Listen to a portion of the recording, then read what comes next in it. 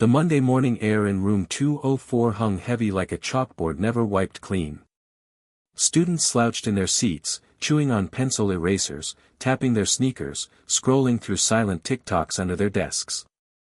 Malik Carter sat in the second-to-last row, his notebook open, pen perfectly aligned with the margin. He wasn't one of the loud ones. He never had to be.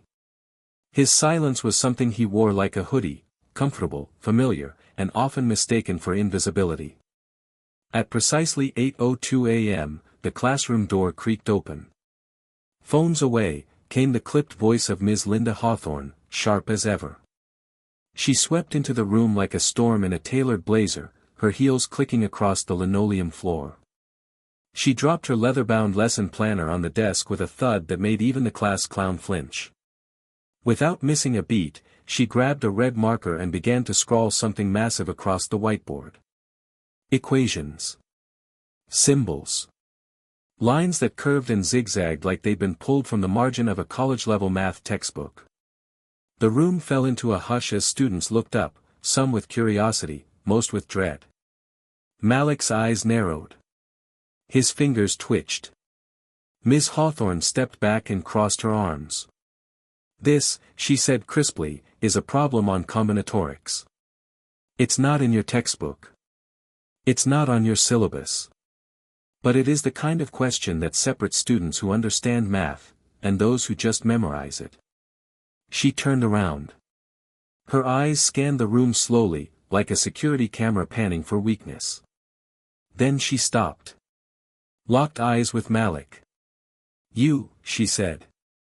"Malik. Why don't you give it a shot?" A few heads snapped his way. A couple of snickers broke out in the front row. Malik froze. His pen hovered over the page. He wasn't expecting this, not today, not like this. His heart thudded against his ribs like it wanted out.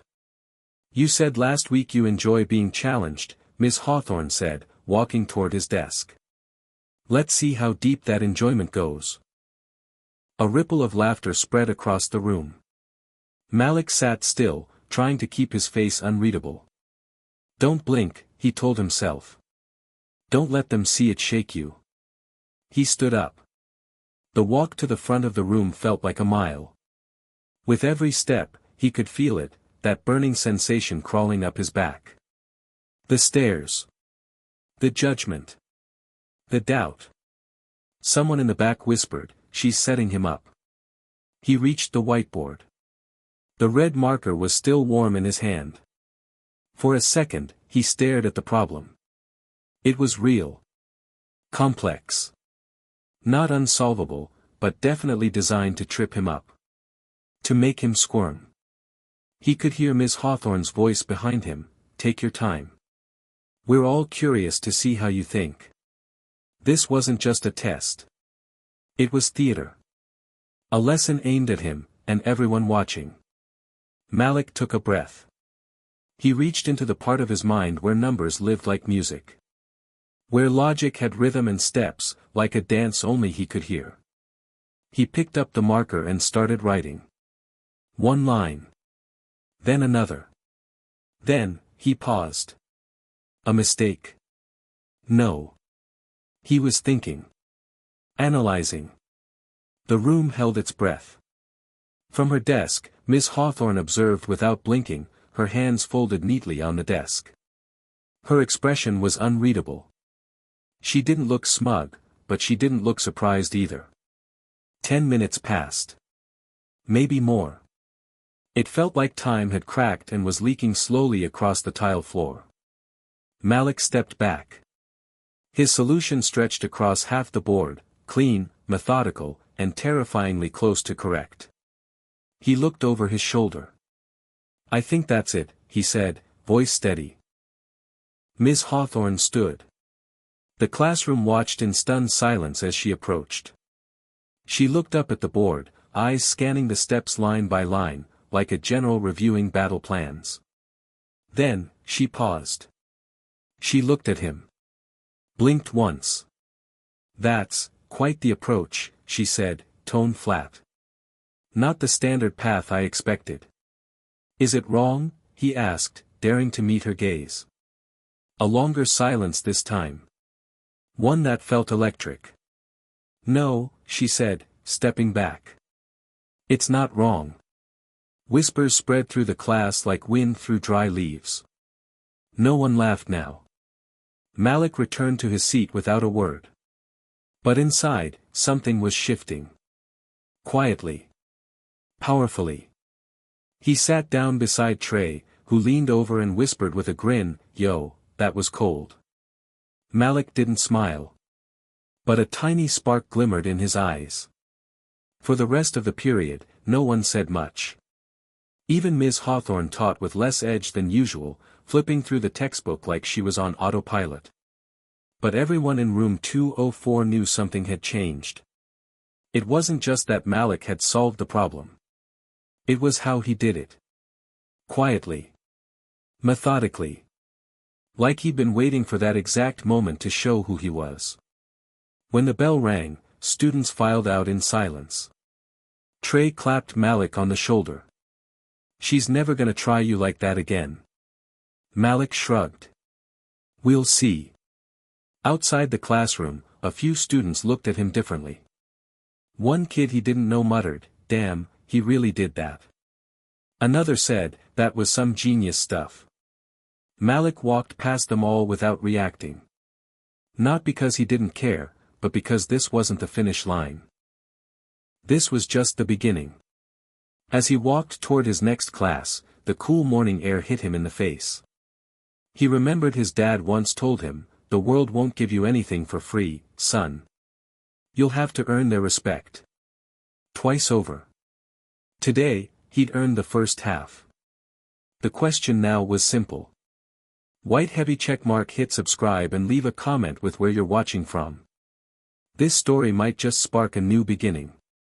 What's one thing that always pushes you forward, even when things get tough? Malik Carter didn't grow up with the odds stacked entirely against him. But he didn't grow up with them in his favor either. He lived in a 2-bedroom townhouse on the southern edge of Fayetteville, Georgia, just far enough from Atlanta that the sirens were rare, but close enough that the struggle still knew your name. The house was always neat. Not magazine cover neat, more like, "Don't embarrass your mom" neat. The kind of neat that said, "We don't have a lot, but what we have, we respect." Malik's room was small, barely wide enough to fit a twin bed, a desk, and a shelf.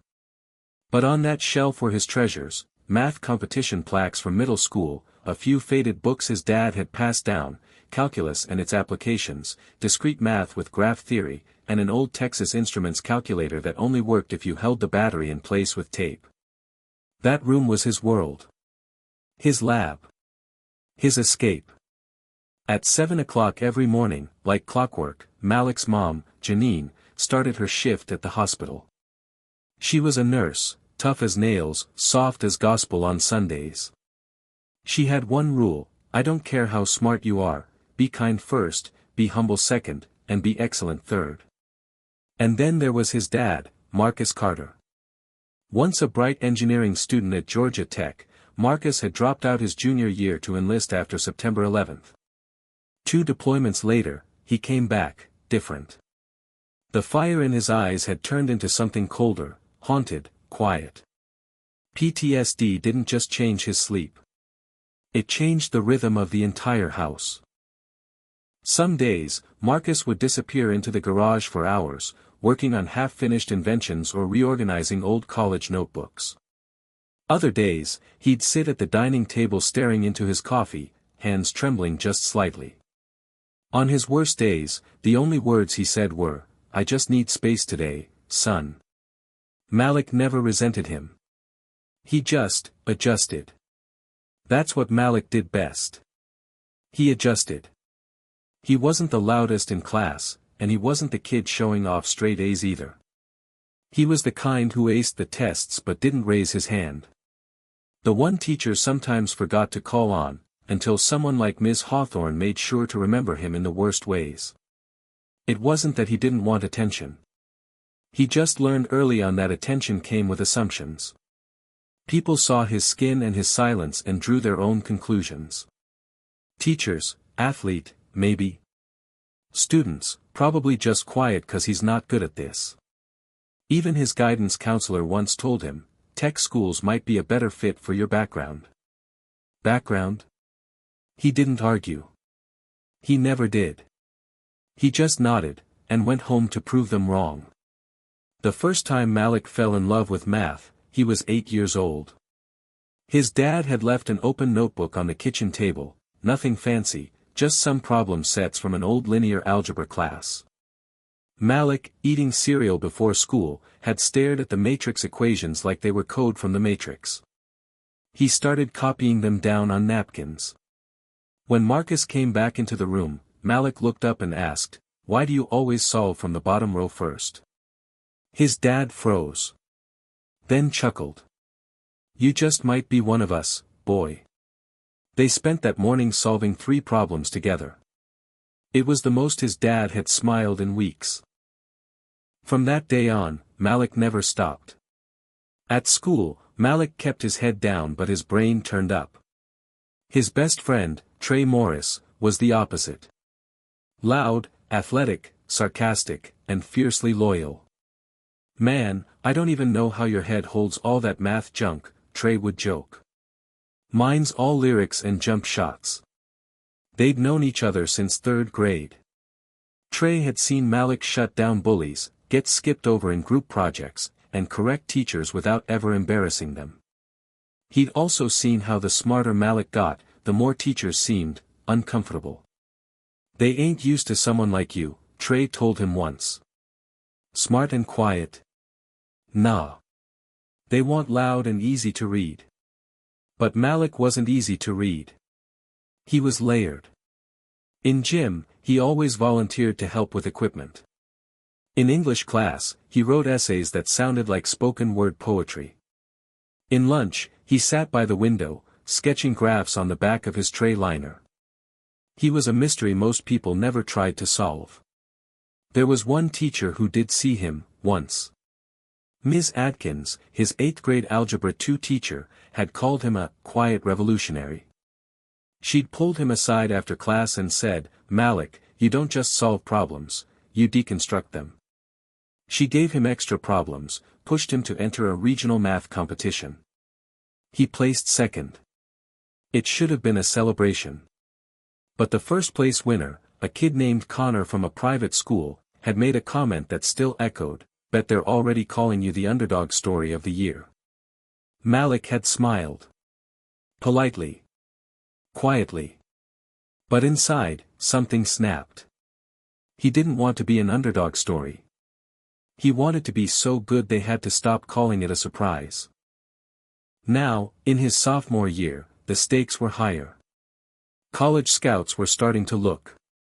Transcripts mattered more than ever. And then there was Ms. Hawthorne. She wasn't the worst teacher he'd had. But she was the most strategic. Every challenge she posed to Malik felt calculated. Her compliments were always backhanded. "Well, that was a creative approach." Or, "You're smarter than you look on paper." Worse, she always seemed surprised when he got something right. Like he had accidentally guessed the solution rather than thought it through. Still, Malik never pushed back. Not yet. The night after solving the problem in front of the class, Malik sat at his desk with the lamp on low. The red marker from school was still on his mind. He reached for the old spiral notebook his dad once used in college. The one with coffee stains and half-torn pages. He turned to a fresh sheet. And in neat handwriting, he wrote. "They see what they expect. I'll show them what they don't." Underneath, he began to list out everything he'd need to master for the upcoming math challenge Ms. Hawthorne mentioned last week. He didn't care if she picked Emily. He didn't care if she doubted him. He just wanted the chance. Not for revenge. Not for validation. But because deep down, he believed the numbers told the truth, even when people wouldn't. And one day, he'd make sure the world listened. If you asked Ms. Linda Hawthorne what she believed in, she'd give you a quick, rehearsed answer. Standards. Structure. And student excellence, earned, not handed. She'd spent 18 years teaching high school mathematics, 16 of those at Jefferson Ridge High, a school known more for its football program than academic trophies. She considered herself a quiet reformer, bringing rigor to a place that desperately needed it. And she didn't just teach math, she trained minds. Or at least, she liked to believe she did. Her classroom walls were covered in framed newspaper clippings and plaques from former students who had gone on to Ivy League universities or prestigious engineering programs, most of them white, many from families that donated to the school. Those were the students she called polished. They arrived on day one with AP credits, LinkedIn-ready resumes, and parents who sat front row at every PTA meeting. She noticed them. She supported them. And sometimes, if they needed a boost, she gave it without question. But students like Malik Carter. She didn't dislike them. She just didn't understand them. He didn't participate much. Didn't make eye contact unless he had to. His homework was neat, his test scores high, but he never asked for help, never lingered after class, never looked like he wanted to be part of anything. To her, that read as arrogance. Smart, but not teachable. The worst kind of student. Her experience had taught her one thing: the kids who made it were the ones who engaged. The ones who learned to play the game. Those who didn't.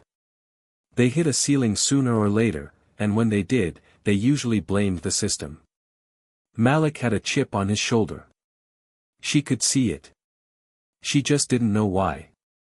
After he solved the problem on the board that Monday morning, Linda Hawthorne didn't say much. Not in class. Not in the break room. Not even when her coworker Mr. Daniels jokingly said, "He made you look bad up there, huh?" She just smiled and replied, "He surprised me, that's all." But deep down, she wasn't surprised. She was unsettled. It wasn't just that Malik solved the problem. It was the way he did it, with quiet confidence, and worse, control. That same control she saw in her best students. The ones she believed were going places. For years, she'd told herself she could spot greatness from a mile away. But she hadn't seen Malik coming. Not even close. That night, she sat at her kitchen table with a cup of chamomile tea, flipping through her gradebook. Malik had an A, solid, consistent. But there were no extra credit attempts. No classroom discussions. No signs he was hungry for more. She liked her stars to be obvious. Emily Reynolds. Now she was a star. Straight A student. First chair violinist. Captain of the mathletes. Her father chaired the computer science department at Georgia State. Emily's math journal was color-coded, and she emailed follow-up questions after every lecture. Linda trusted students like Emily. They made her job easier. They validated her teaching. Malik? He made her question it. The next morning, during her planning period, she found herself staring at the board, still faintly marked with Malik's solution from the day before. She hadn't erased it. She didn't know why. Maybe she wanted someone else to see it. Maybe she just couldn't bring herself to wipe it away, like erasing it would somehow undo the moment. A moment where a quiet, overlooked kid had challenged the system she believed in. Later that day, during lunch, she sat with Ms. Carpenter from English and Mr. Singh from Physics. "You know that Carter boy?" she asked casually. Mr. Singh nodded. "Malik? Brilliant. I've had him in my STEM bridge program since freshman year. Kid builds algorithms for fun." Linda blinked. "Really?" Ms. Carpenter added, "He wrote an essay last year that made me cry. About his dad's PTSD. He's not just smart, he feels things deeply." Linda leaned back, lips pursed. Maybe she had missed something. Maybe. That afternoon, she pulled Malik aside after class. "I want to talk about the math challenge next month," she said. He nodded, unsure. "I'm creating a selection process. You'll be expected to solve complex problems under pressure, just like yesterday." Are you interested? Yes, ma'am, Malik said without hesitation. She studied him for a second. You'll be competing against Emily Reynolds and 2 others. Fair warning, Emily's been preparing since summer. Malik shrugged. So have I. She almost smiled. Almost. Good, she said. I expect the best from all of you. As Malik left the room, Linda watched him go. There was something unfamiliar about how he moved, no swagger, no nerves. Just quiet certainty. For the first time, she wondered if she'd judged too quickly. Maybe he wasn't the problem. Maybe her system was. That night, as she prepared lesson plans, she pulled out a sticky note and wrote a reminder to herself. Greatness doesn't always look the way we expect. She placed it at the top of her planner. She wasn't ready to call Malik Carter one of her stars yet. But something had changed. And for the first time in years, she looked forward to being proven wrong. When Malik came home that afternoon, the scent of his mom's cooking greeted him before he even reached the door. He could already hear her humming in the kitchen, something soulful, probably one of the old gospel songs she loved to sing when she was in a good mood. He dropped his backpack by the door and headed straight for the kitchen, where he found Janine Carter, his mom, stirring a pot of gumbo. Hey, baby. How was school? She asked, turning with a smile. Her eyes were tired, always tired, it seemed, but her smile never changed. It was fine, Malik replied, taking a seat at the kitchen table. He never liked lying, but there was no way he was going to tell her about the math challenge. Not yet. Janine was a nurse, working long shifts at the local hospital. She always pushed herself to be everything Malik needed. But at the same time, Malik could tell that there were days when she wasn't sure if she was enough. There was a heaviness in the way she carried herself, even though she tried so hard to mask it. Malik couldn't blame her. Raising him alone had been harder than anyone realized, especially after Marcus came back from his second tour in Iraq. It wasn't that he didn't love Malik, it was that he couldn't always show it, not the way he used to. Not the way Malik needed. How are you, Ma? Malik asked, his voice softer than usual. She didn't answer right away, just kept stirring the gumbo as if the question required more than just a quick response. I'm good, Malik, she finally said, her tone light, but the small furrow between her brows told him she was still carrying some weight from the day. Just tired, that's all. Malik nodded. He had heard her say that more times than he could count. There was always something weighing on her, something she didn't want to burden him with. And for a long time, he thought that was just how it was. He didn't push it. He didn't need to. But today, there was something else on his mind. He had a feeling that this upcoming math challenge was going to change things, both for him and for how his mom looked at him. Ma, can I ask you something? Malik said, his words hesitant, but carrying a weight of their own. How did you know that you were going to be okay after Dad left? Janine's hands paused mid-stir. She looked over her shoulder at him, her eyes softening. Why do you ask that, baby? Her voice was steady, but Malik could hear the flicker of concern in it. I don't know. Sometimes I feel like I'm not enough. Like people expect me to be something I'm not. And then I wonder if maybe I'm letting you down somehow. Malik shifted uncomfortably in his seat, avoiding her gaze. Like, I'm supposed to be great, but what if I'm not? What if I don't measure up? The silence between them stretched, thick with unsaid things. The only sound was the rhythmic hum of the stove and the soft clink of the spoon stirring in the pot. Finally, Janine set the spoon down and walked over to Malik, sitting down beside him at the table. Listen to me, Malik, she began, her voice gentle but firm. There is no measuring up when it comes to family. And as for being great, baby, greatness is not a destination. It's not about how others see you. It's about how you see yourself. It's about what you're willing to give, no matter what's stacked against you. You don't have to be perfect. You just have to try. You just have to be you. Malik looked at his mom, the weight of her words settling deep in his chest. But what if trying isn't enough, he asked, his voice barely above a whisper. What if I'm not good enough? Janine smiled, a smile that was part comfort, part strength. She placed her hand on his and squeezed it tightly. You are more than enough, Malik. Trust me, I know. I've seen you grow up. I've seen you fight for every little thing you've got. You don't have to prove anything to anyone else. Especially not to me. Malik sat back in his chair, letting his mom's words settle over him. For a long time, he had been carrying the weight of expectations, his own, his teachers, even his friends. But maybe, just maybe, it wasn't about meeting those expectations. It was about doing the work. About taking ownership of who he was and what he was capable of, no matter how the world saw him. Later that night, Malik couldn't sleep. The conversation with his mom had stuck with him, replaying over and over in his head. He couldn't help but wonder what would happen if he really did let go of trying to prove something. If he just focused on being himself, without the weight of anyone else's expectations pressing down on him. That night, he sat at his desk, the soft glow of his lamp illuminating his math notebook. He'd always been drawn to numbers. They were simple, clear.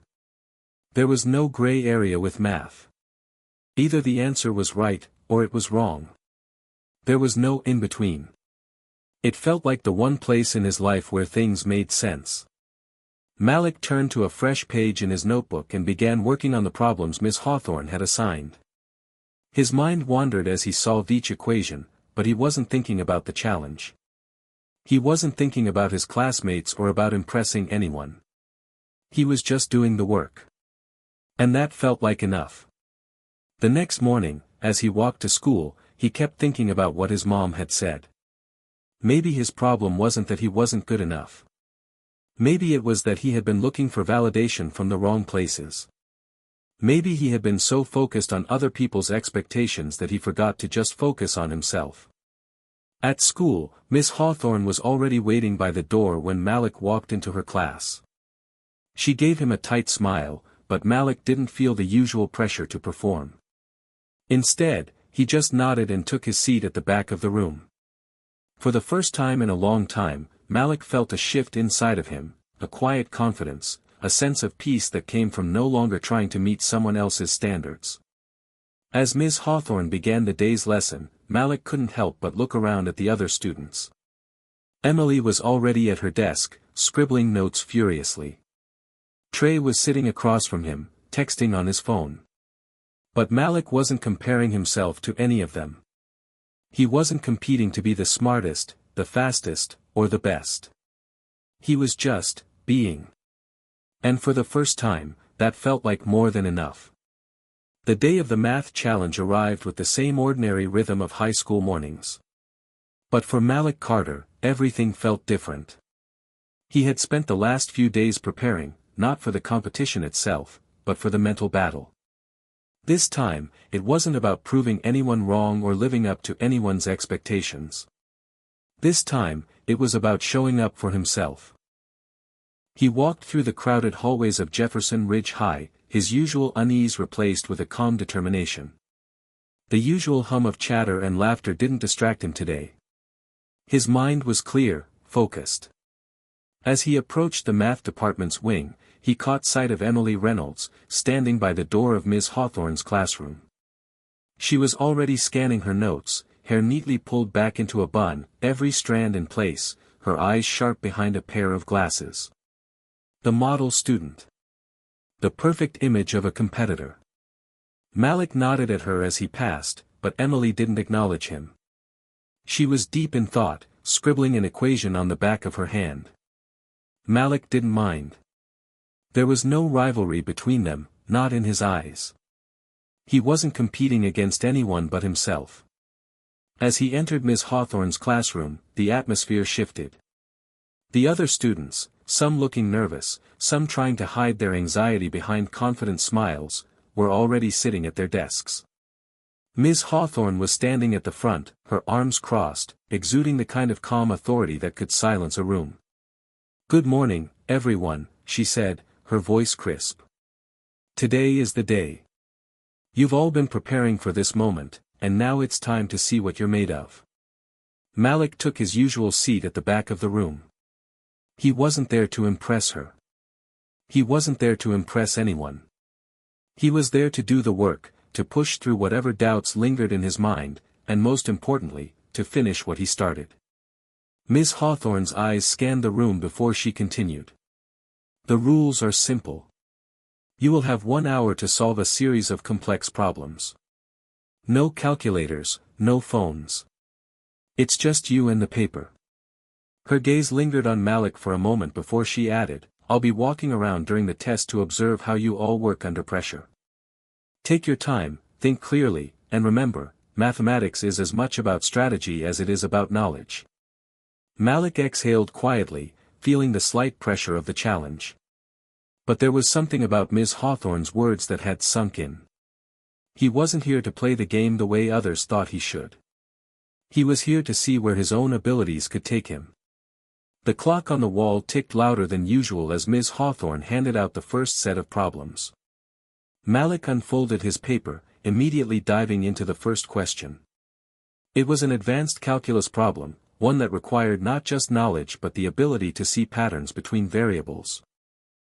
The initial panic that might have plagued him in the past didn't come. His mind was already on the problem, cutting through the layers of complexity with a quiet focus. He could feel the rhythm of the math, the flow of numbers and equations unfolding in his mind as naturally as breathing. He could feel the path toward the solution, straightforward, if you just followed the right steps. For the first time, he understood what his mom had meant. He wasn't trying to impress anyone. He wasn't seeking validation. He was simply solving the problem for the sake of solving it. Meanwhile, Emily Reynolds, sitting at the front of the class, was already racing ahead. Her pen flew across the page as she scribbled down solutions at lightning speed, her hand moving faster than her mind. She wasn't worried about the problems themselves. No, Emily's concern was always about beating the clock and making sure she was the first to finish. That was the game she played. Trey, sitting next to Malik, was already in his own world, tapping his pencil on his desk and staring blankly at the paper. He had a habit of stressing out during tests, often freezing up when the pressure hit. Malik glanced at him, but Trey didn't seem to notice. Ms. Hawthorne paced around the room, her eyes observing each student in turn. Malik didn't look up. He was still deep in his own thoughts, eyes locked on the problems in front of him. For the first time, the pressure felt like something external, something distant. His mind was his own. The minutes passed like hours, and soon, Malik had solved the first 3 problems. The next set was harder, much harder, but he was prepared for it. His focus never wavered. He found himself gliding through the complex algebraic equations with ease, breaking them down step by step. He could feel the weight of the room, the silent intensity as the others worked, but it didn't reach him. Not today. Halfway through the test, Malik heard a soft sigh from across the room. He looked up briefly to see Emily staring at her paper, biting the tip of her pen. She was stuck on a problem, a difficult one. Her confidence was slipping, and for a moment, Malik saw something he rarely noticed: vulnerability. It was a fleeting moment, but it felt like a quiet turning point. He could have looked away, focused on his own work, but something made him pause. He wasn't about to offer help. That wasn't the way things worked in a competition. But he saw the frustration in Emily's eyes, and it reminded him of the pressure he'd placed on himself for years. The pressure to always be perfect. The pressure to never show doubt. But maybe Emily Reynolds wasn't so different from him after all. As the hour passed, the pace slowed. One by one, students began to put down their pencils, signaling the end of the challenge. Malik was one of the last to finish, his mind still working through the final set of problems, verifying his answers in the quiet of the room. He wasn't concerned about finishing first. He was concerned about getting the answers right. When Ms. Hawthorne called time, the room fell silent. The students slowly began to gather their papers, preparing for the results. Malik felt a small knot in his stomach, but it wasn't from fear of failure. No, it was the nagging thought that lingered: what if it wasn't enough? Ms. Hawthorne collected the papers one by one, giving each student a nod of acknowledgement. When she reached Malik, she paused for a brief moment, as if weighing something. Then, she handed him a smile. "Well done, Malik."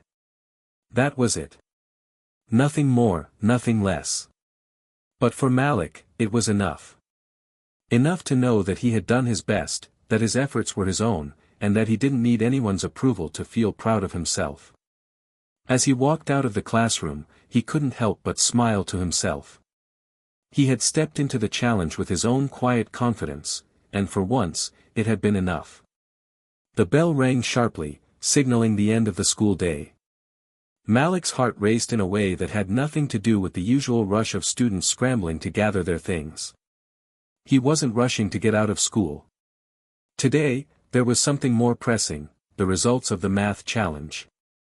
Ms. Hawthorne had promised to announce the winners at the end of the day, but Malik hadn't expected it to weigh so heavily on him. After all, he had gone into the challenge with no expectations, no hopes of winning. But now, as the minutes ticked by, the anticipation gnawed at him. What if he didn't do as well as he hoped? What if he didn't get any recognition at all? The weight of these questions felt heavy on his shoulders as he walked to his locker. His mind kept replaying the test, each problem, each solution, each moment when he felt like he was in control. It wasn't about winning for Malik, but about proving to himself that he could rise above the pressure, that he could handle challenges head-on without doubting his abilities. He shut his locker and started walking to the cafeteria, where the announcement was scheduled to take place. The halls were filled with the usual chatter of students, but Malik's attention was elsewhere. He had the nagging feeling that Emily would be at the front of the line, ready to claim her victory. She always was. And if she won, it wouldn't surprise him. She was good. Too good. Malik's hands slipped into his pockets as he walked, trying to shake off the nervousness. He didn't want to think about the competition anymore, but it was impossible to ignore. The cafeteria was already buzzing with students when Malik entered.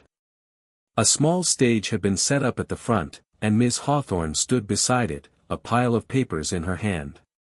The noise from the room seemed to quiet as soon as the students saw her, everyone taking their seats quickly. Malik slid into a chair near the back. His eyes briefly met Trey's, who was already sitting there, staring at his phone. "Any guesses?" Trey asked, his voice low. Malik shrugged. "No idea. It's anyone's game." Trey looked around the room, scanning the faces of the other students. "I don't know, man. Emily's definitely got this one. She was done way before the rest of us. She's fast."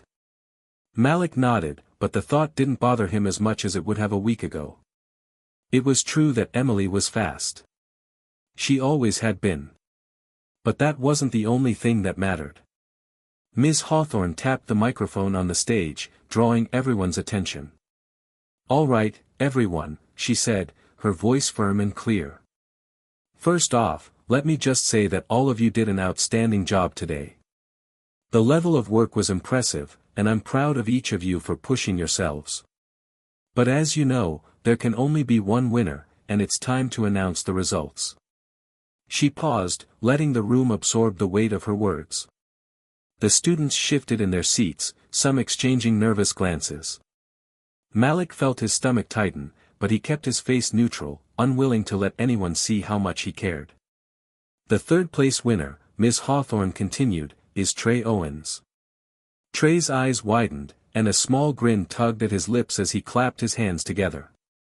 Malik chuckled quietly to himself. Trey had put in the effort, but he'd always been a little too distracted to truly excel. Still, it was good to see him get some recognition. "And in second place," Ms. Hawthorne went on, "is Emily Reynolds." The room erupted into applause, and Malik couldn't help but glance at Emily, whose face showed no emotion at all. She was smiling, but it was a practiced, polite smile. She accepted the applause with grace, as if she'd expected it. After all, Emily was a perfectionist. Second place was nothing less than a disappointment to her. And then, the moment of truth. And the winner of this year's math challenge is, Miss Hawthorne's voice rang out across the cafeteria, her eyes scanning the crowd before landing on Malik. Malik held his breath, unsure whether his ears were playing tricks on him. He couldn't possibly be hearing what he thought he was hearing. Malik Carter. The room went silent for a split second before erupting into a mix of shock and applause. Malik's heart skipped a beat. He stood up slowly, unable to hide the surprise on his face. He could feel the eyes of everyone on him, and for a brief moment, he didn't know whether to be thrilled or terrified. Miss Hawthorne stepped forward and handed him the trophy, her smile warm but knowing. "Well done, Malik. You've earned it." Malik took the trophy in his hand, still not quite believing what had just happened. The weight of it felt surreal. He had done it. He had won, not by being faster, not by being the most perfect, but by doing the work, by trusting himself. The applause continued as Malik made his way to the front of the room. Emily stood frozen in place, her lips pressed into a thin line, her hands clasped tightly at her sides. Malik caught her eye for a brief moment, and for the first time, he saw something different in her expression. It wasn't anger or jealousy, it was something more complicated. But before he could dwell on it, Miss Hawthorne pulled him aside for a quick conversation. "You did great, Malik. I knew you had it in you." He nodded, still processing the words. "Thanks, Miss Hawthorne. I didn't think I could win." "I knew you could," she said with a wink. "But that's not what matters. What matters is that you did it for you. And that's the hardest thing to do. Keep that mindset, Malik. Keep pushing forward." As Malik left the cafeteria with the trophy in hand, he felt a strange mix of pride and relief. He hadn't won because he was trying to outshine anyone. He had won because he had shown up for himself. And as he stepped into the hallway, he realized something important: he was no longer the same Malik who walked into that classroom a week ago. The doubts he had carried for so long, the weight of trying to meet other people's expectations, had slowly lifted off his shoulders. For the first time in a long time, Malik felt like he was finally walking his own path. The days following the math challenge felt like a blur to Malik. The rush of winning, the applause, the congratulatory messages, it was all so overwhelming. But it wasn't the attention that made Malik uneasy. It was the sudden shift in how people were looking at him. The same people who used to ignore him in the hallways were now offering nods of recognition. Teachers smiled at him a little more warmly.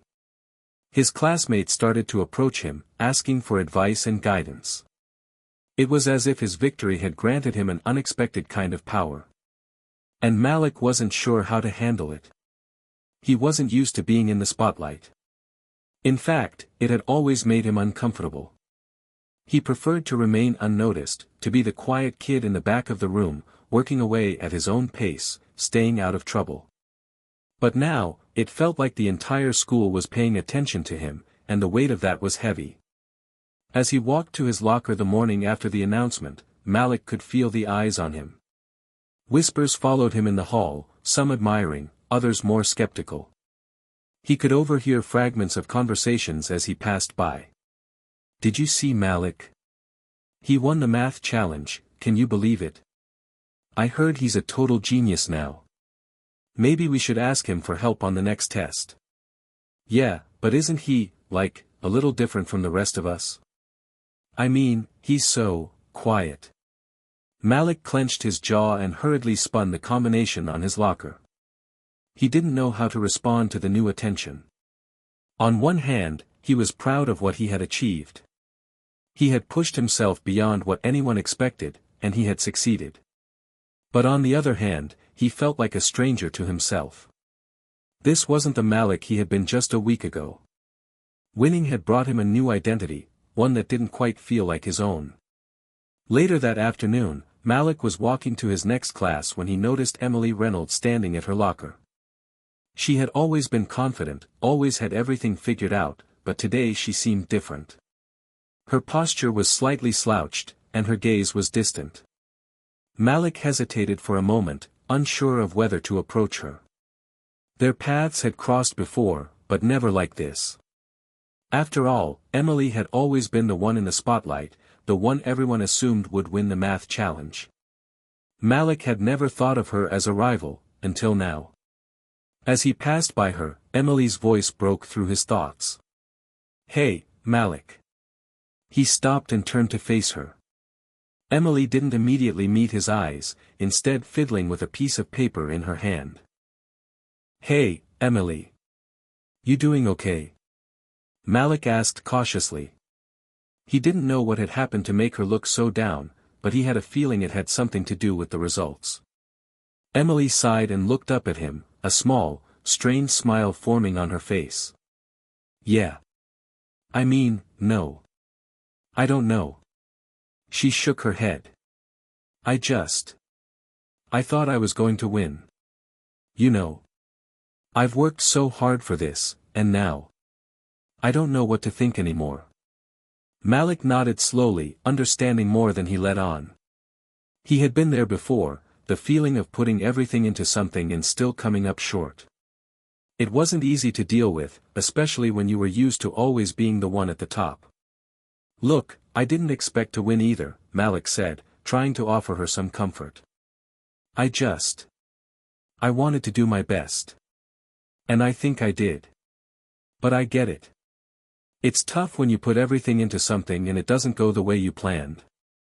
Emily was silent for a moment, her eyes scanning the hallway before landing back on him.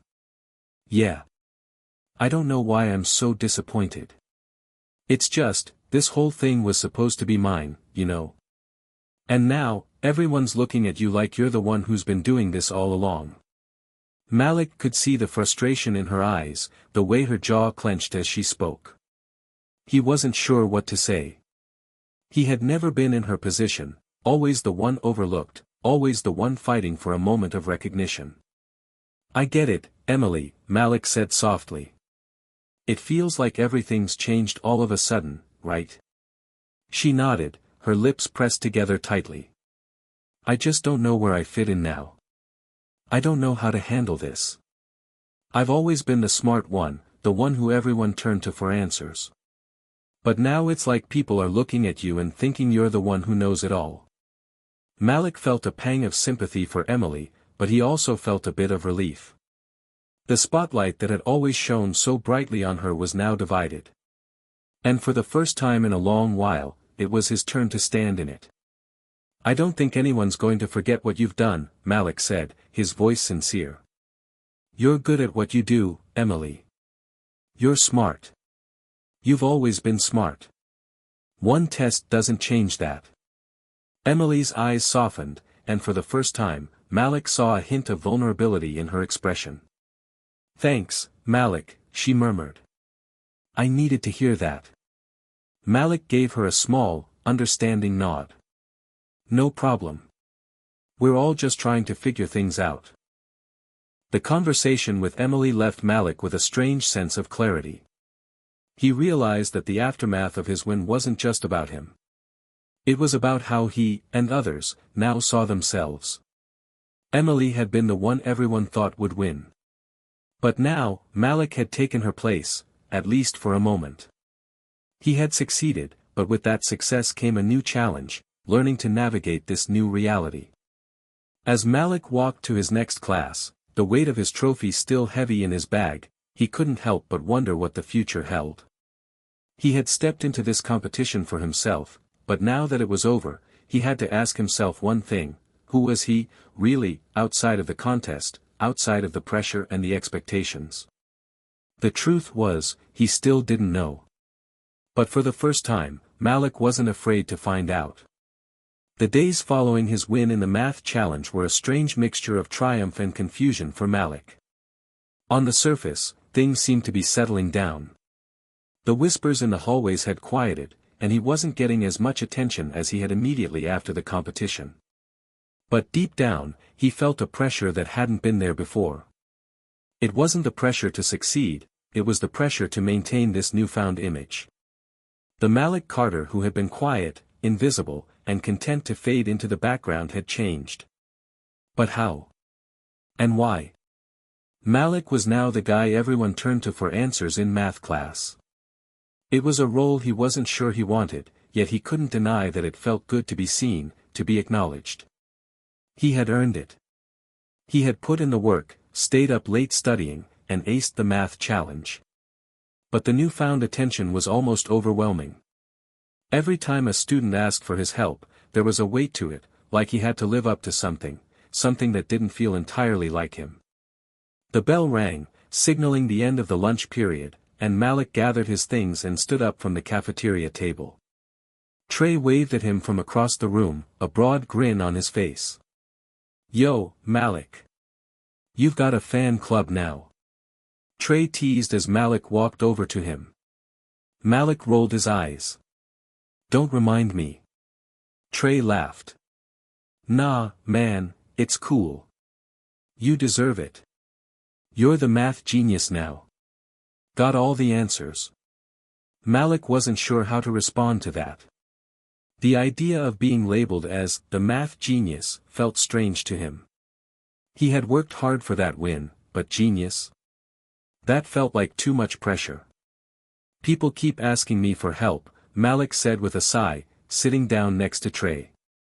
"I don't mind, but I don't know. It's like they expect me to be perfect now." Trey's grin faded slightly as he leaned in closer. "You're not perfect, man. Nobody is. But I get what you're saying. It's like now you've got this title, this reputation. It's all people see, right?" "Exactly," Malik replied. "It's not just about math anymore. They think they know me now, like they've got me all figured out. But they don't.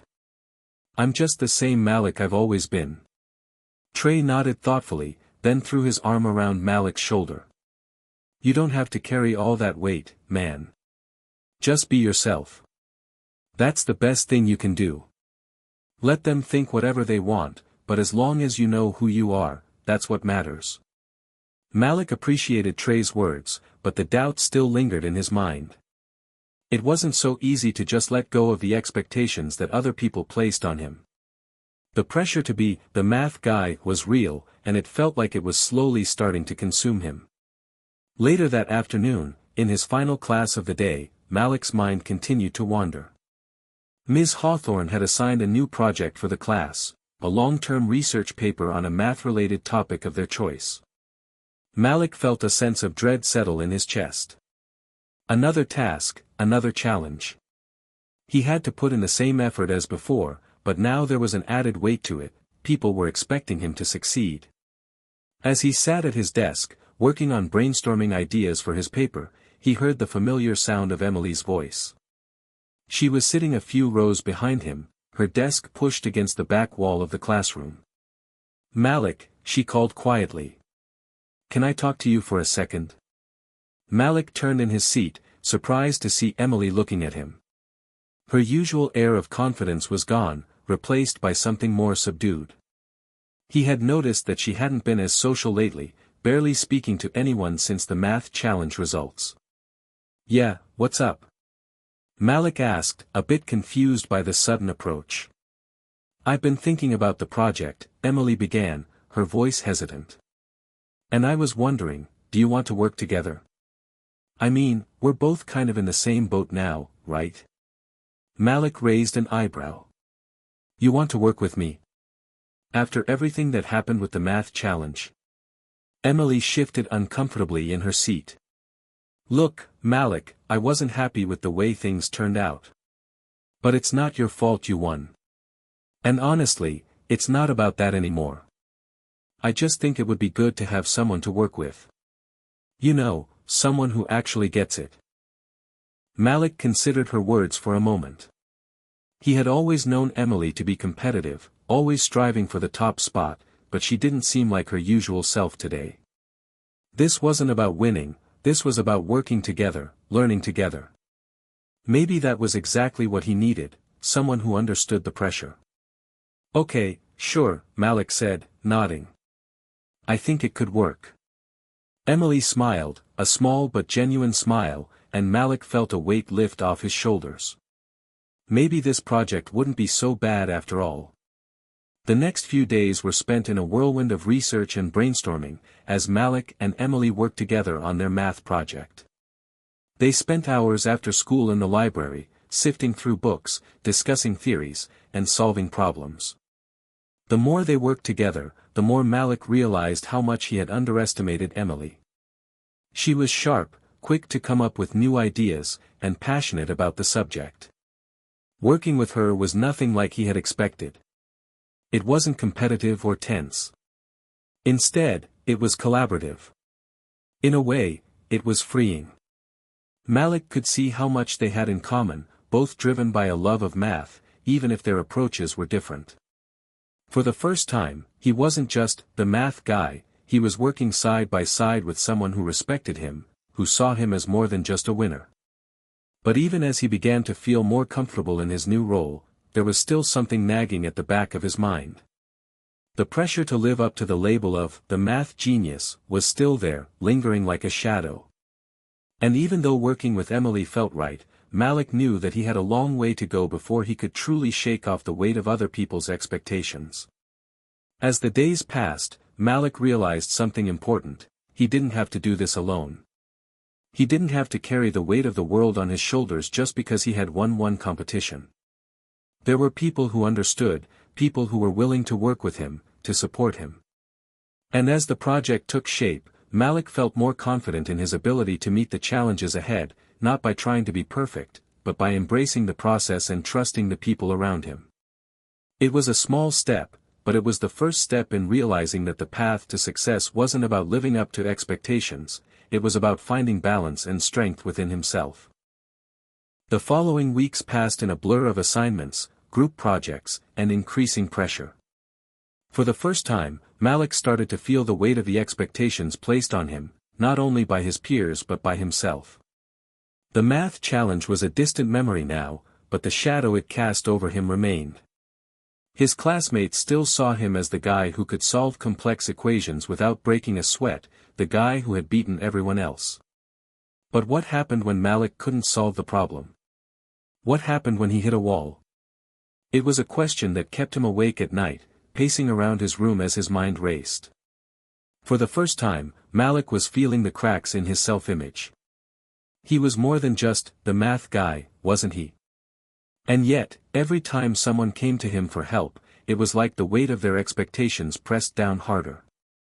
He wasn't sure how much longer he could keep pretending that everything was fine, that he was the same old Malik who could handle it all.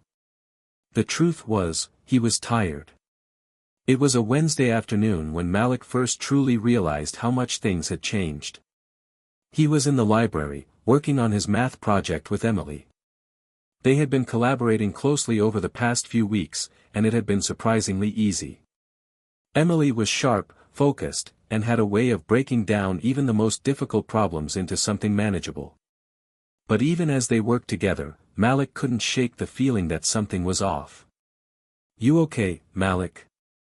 Emily's voice cut through his thoughts, and Malik looked up from his notes to find her watching him closely. "You've been zoning out a lot today." He sighed, pushing his notebook aside. "Yeah, I'm fine. Just thinking." "About what?" she asked, her expression softening. Malik hesitated. He didn't want to burden her with his feelings. After all, they were here to work, not to talk about his internal struggles. But Emily had a way of seeing through his facade, of noticing when he was pretending to be okay. And right now, he couldn't keep up the act any longer. "I don't know," Malik admitted, rubbing his forehead. "It's just. I'm not sure who I am anymore, Emily. All these people keep expecting things from me. They think I'm this math genius, but I'm just me. And sometimes, I don't know how much longer I can keep pretending to have it all together." Emily was quiet for a moment, and Malik felt his heart race as the silence stretched between them. He had expected her to dismiss his feelings, to tell him to suck it up, but that wasn't what happened. "You don't have to pretend, Malik," she said gently. "It's okay not to have all the answers. No one expects you to be perfect." Malik felt a strange relief wash over him. The pressure of trying to live up to some image, some expectation, had been suffocating. And for the first time in a long while, it felt like he didn't have to shoulder that weight alone. "I don't know how to stop pretending," he said quietly.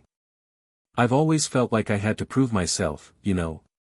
Especially with everything I've been through, living in the foster system, dealing with people who don't always understand me.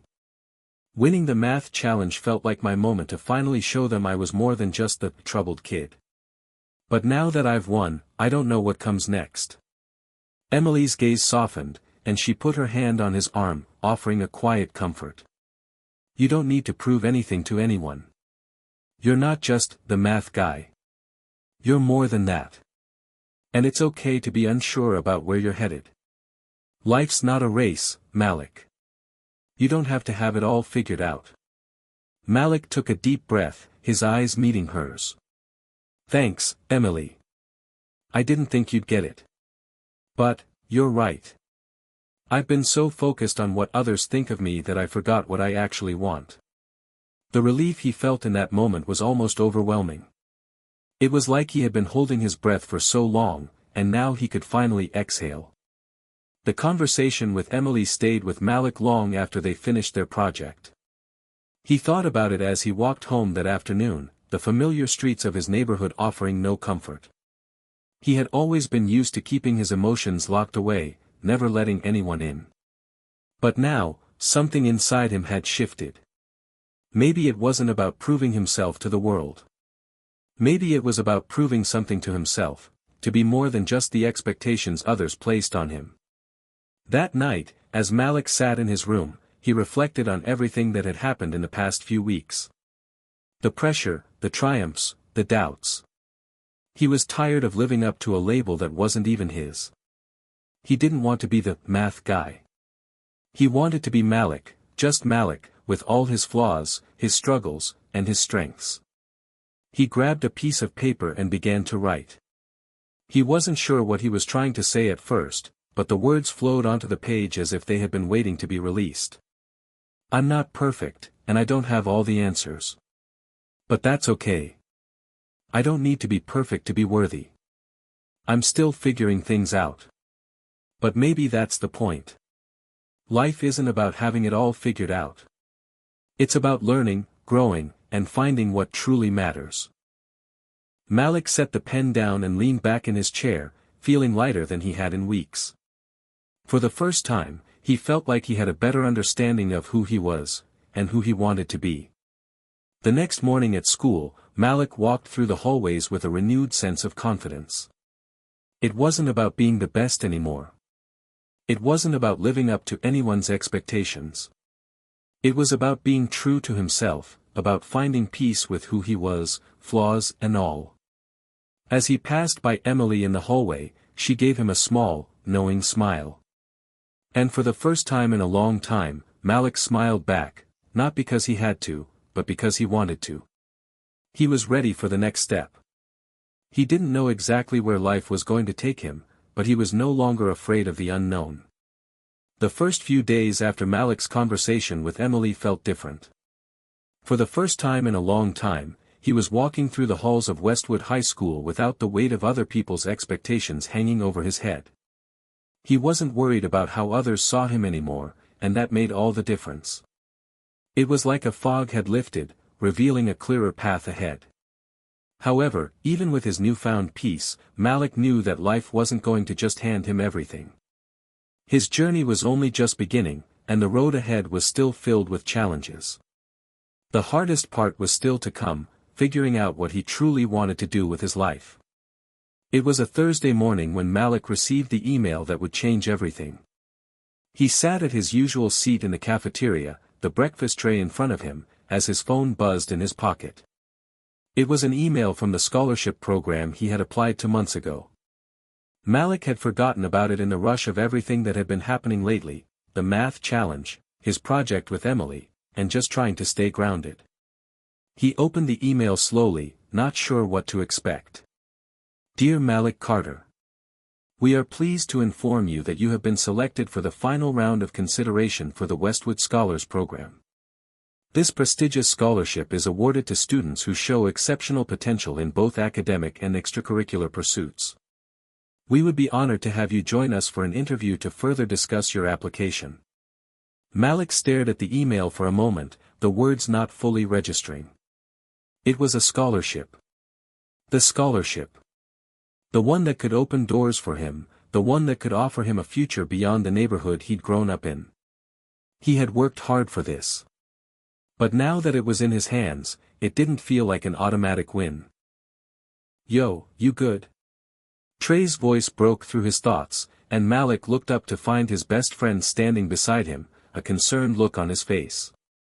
I don't know, man, Malik said, still holding the phone in his hand. I got the scholarship email. The one I applied for. They want to interview me.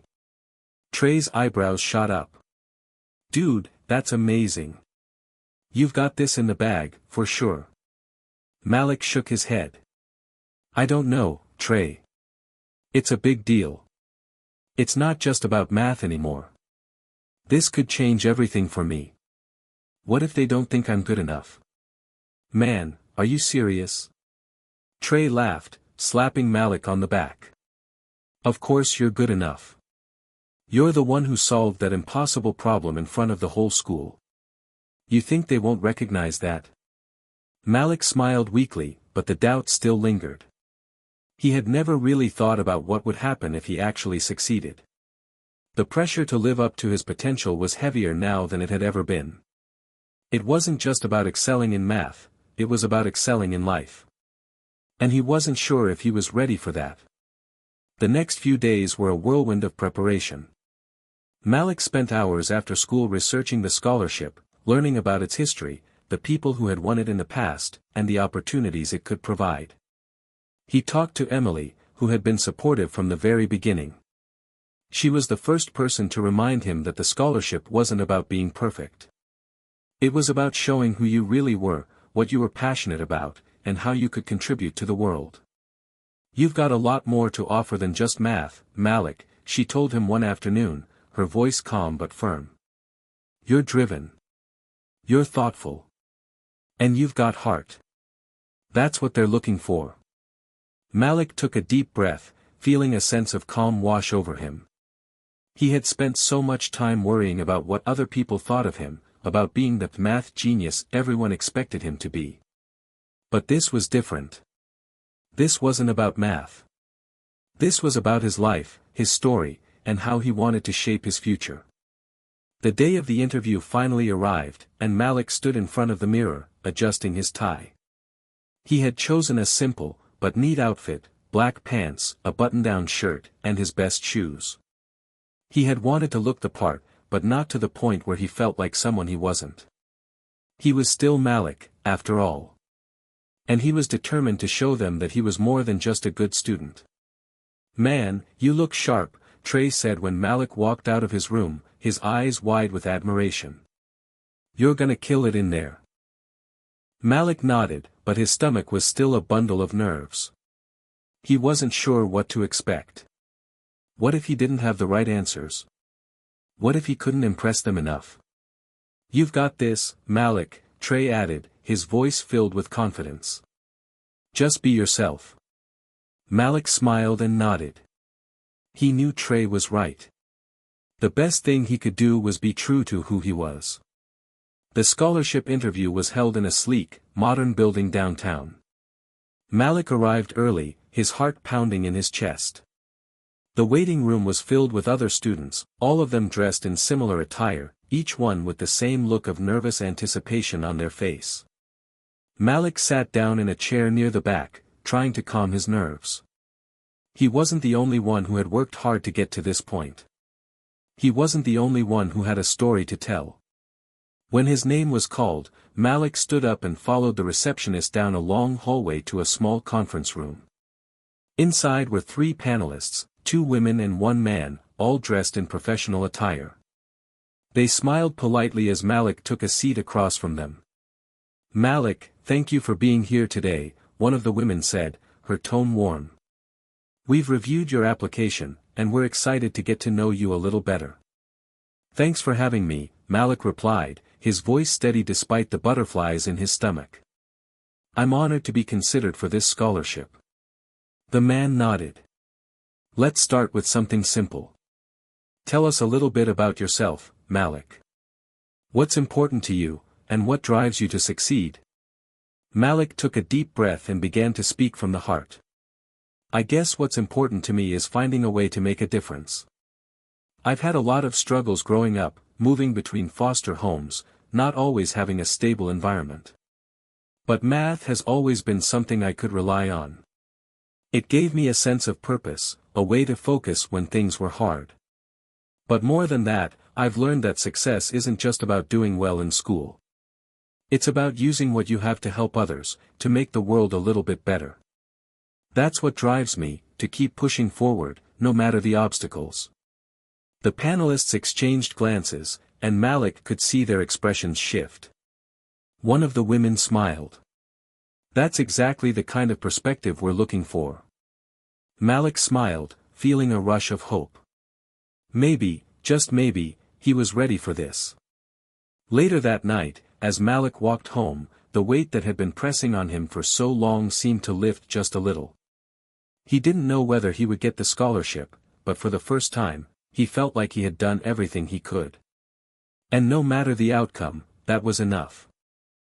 Malik wasn't just the math guy anymore.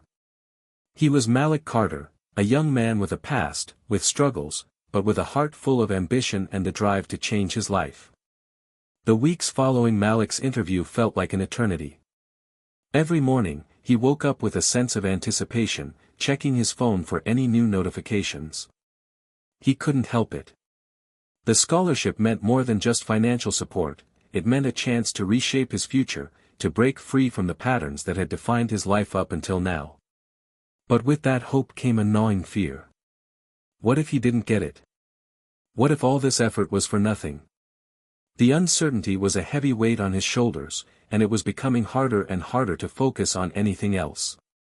School, friends, even family, all of it felt secondary to the waiting game he was playing with the scholarship committee. Malik had always been good at math, at problem solving, but this was a problem that didn't have a clear answer, a problem that was beyond his control. It was a Friday afternoon when Malik received the call. He had just finished his last class of the day and was heading to his locker when his phone buzzed. Without thinking, he answered it. "Hello." Malik's voice was a little more shaky than he had intended. "Hi, Malik. This is Sarah from the Westwood Scholars Program. I'm calling to inform you that you've been selected as one of our scholarship recipients." Malik froze. The words felt like they were coming from someone else's mouth. He couldn't process it. This was it. This was what he had been waiting for. The chance to change everything. The chance to leave behind the life he had known. "Are you still there, Malik?" Sarah's voice brought him back to reality. "Yeah," Malik replied, his voice barely a whisper. "I'm here. I can't believe it. Congratulations. You'll receive an official letter with more details, but we're excited to have you as part of our program. This scholarship will provide you with full tuition for your first year of college, and will also provide mentorship throughout your academic journey." Malik didn't know what to say. His mind was racing, his heart pounding in his chest. He had done it. He had actually done it. "Thank you," was all he could manage. "Thank you so much." The call ended, but Malik didn't move. He stood there for what felt like an eternity, processing the news. His body felt light, like he was floating. All the hard work, the late nights, the doubts, it had all led to this moment. And suddenly, for the first time in a long time, Malik felt like he was exactly where he was meant to be. Later that evening, Malik sat in his room, staring at the letter in his hands. It was official. He had done it. But as the initial excitement began to fade, another emotion crept in: fear. Fear of the unknown, fear of what was to come next. College. A new city. New people. He had always been good at navigating the world of academics, but this was a whole new level. What if he couldn't handle it? What if he failed? His thoughts were interrupted by a knock on his door. "Come in," Malik called out, not even looking up from the letter. Trey poked his head into the room. "Yo, Malik, you good? I saw you sitting here like you were in another world." Malik smiled but didn't answer right away. Trey walked into the room and sat down beside him, noticing the letter in Malik's hands. "So, what's the big news?" Trey asked, eyes wide with curiosity. Malik handed him the letter, and Trey read it silently for a moment. "Dude, no way. You got it? You really got the scholarship?" "Yeah," Malik said, his voice quiet. "I did." Trey jumped up, nearly knocking over Malik's desk chair in the process. "Man, this is huge. This is what you've been working for, right? You've earned this." Malik nodded, a small smile tugging at the corners of his lips. "Yeah, I guess I have." For a moment, there was silence between them. Trey seemed to be caught up in the excitement, but Malik couldn't shake the feeling that something was still missing. He should be happier than this, right? He should be feeling elated, like everything was falling into place. But instead, he felt overwhelmed. "What's wrong, bro?" Trey asked, noticing the hesitation in Malik's eyes. "You don't look like you just won a scholarship." Malik sighed, rubbing his forehead. "It's just. I don't know if I'm ready for this, Trey. College. Being on my own. I've never been away from home before. And it's not just that, I've never really had anyone to guide me through this kind of stuff. I've had to figure everything out on my own." Trey's expression softened. "I get it, man. It's a big step. But look, you're not in this alone. You've got your family, your friends, and you've got me. We've got your back, no matter what." Malik felt a surge of gratitude toward Trey. In a way, Trey had always been his anchor, the one person who had stuck by him through everything. He didn't have to be perfect. He didn't have to have everything figured out. With friends like Trey and Emily, maybe he didn't need to carry the weight of the world on his shoulders anymore. "You're right," Malik said quietly. "I'm just scared, man. I don't want to mess this up." "You won't mess it up," Trey said with a grin. "And even if you do, we'll figure it out together." Malik chuckled. "Thanks, Trey." That night, as Malik lay in bed, staring at the ceiling, he let the weight of everything sink in. He had just earned a scholarship that would change the course of his life. It was the beginning of a new chapter, a new path, one he had worked so hard for, and one that would open doors he never thought possible. But as he thought about everything he was leaving behind, his neighborhood, his family, his friends, a sense of both excitement and fear washed over him. He didn't know exactly what was next, but for the first time, he was ready to find out. Whatever came next, Malik knew one thing for sure: he wasn't alone. Hit subscribe and leave a comment with where you're watching from. This story might just spark a new beginning. What's one thing that always pushes you forward, even when things get tough? The next few weeks passed by in a blur. As Malik prepared to leave for college, the excitement of his scholarship award began to blend with the fear of the unknown. Everything was happening so fast. There were forms to fill out, orientations to attend, and people to meet. His parents, though proud, were filled with their own sense of uncertainty. His mom, in particular, had always been protective of Malik. Letting him go off to a new city, to a completely new world, was harder for her than she had let on. Malik spent most of his summer in a whirlwind of emotions, balancing time with his family and friends while trying to mentally prepare himself for the changes ahead. The thought of leaving his neighborhood, his home, his roots, was unsettling. He had always felt like an outsider, but he'd also always known that the community had his back. What would it be like when he was miles away, with no one watching over him? One evening, Malik sat in his room, the soft hum of the air conditioner in the background as he stared at the packed suitcase in front of him. It felt surreal that he was about to leave. His phone buzzed on the bed, breaking his thoughts. It was a message from Emily. "Hey, are you all packed? Big day tomorrow. Excited? Nervous?" Malik smiled as he read the message. He had talked to Emily every day since the scholarship interview, and her encouragement had kept him going. Even though they weren't going to the same school, she was one of the few people who understood exactly how much this meant to him. "A little of both," he texted back. "It's crazy how fast everything is happening. I'm excited to start, but also scared of what's next." A few seconds later, Emily's reply came through. "Totally get that. But you've got this, Malik. You've worked your butt off for this, and you're going to do amazing things. Just remember, I'm always here if you need anything." Malik felt a sense of calm wash over him. He hadn't realized how much he needed to hear that, how much he relied on the people around him to keep him grounded. His connection with Emily, his friendship with Trey, his bond with his family, it was these relationships that had given him the strength to get this far. They were his foundation. The next morning, as Malik and his mom loaded the car with the last of his belongings, the reality of leaving finally hit him.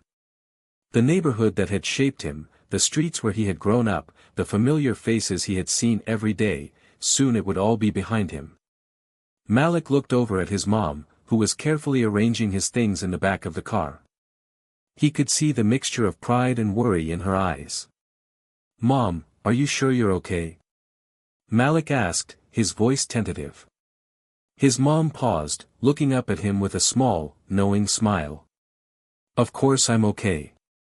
It's just, you're my baby. It's hard letting go, you know." "I'm not going far," Malik said, trying to reassure her. "I'll call every day, I promise." She nodded but didn't say anything else. She didn't need to. Her actions spoke louder than words. The small, quiet sacrifices she had made over the years for him were more than enough. Trey showed up to see Malik off. "Man, I can't believe you're leaving," Trey said, his voice tinged with disbelief. "You're going to crush it, though. Just don't forget about us little people." Malik laughed. "I won't forget. You guys are my crew." They exchanged a hug, and Malik's mom gave him a final squeeze before getting into the car. As they pulled away from the neighborhood, Malik glanced back one last time, taking in the place that had been home for so long. It was a bittersweet moment, exciting but filled with a sense of finality. There was no turning back now. The next chapter of his life was waiting for him. The drive to the new city felt long and uncomfortable, with Malik's mind swirling with thoughts of what awaited him. His mom kept up light conversation, but the silence between them spoke volumes. Neither of them really knew what to expect once they arrived. Malik had been accepted into a well-respected university, but that didn't mean the transition would be easy. He had no idea what college life would actually be like, or whether he would fit in. By the time they arrived at the campus, the sun had begun to set. The university was just as impressive as Malik had imagined, modern buildings with glass facades, wide, tree-lined paths, and students milling around, some rushing to classes, others lounging in the grassy courtyards. The campus felt alive with possibility, but it also felt intimidating. This was the place where dreams came true, but also where the weight of expectations could break you. Malik's mom parked in the lot near the dorms, and they unloaded his things.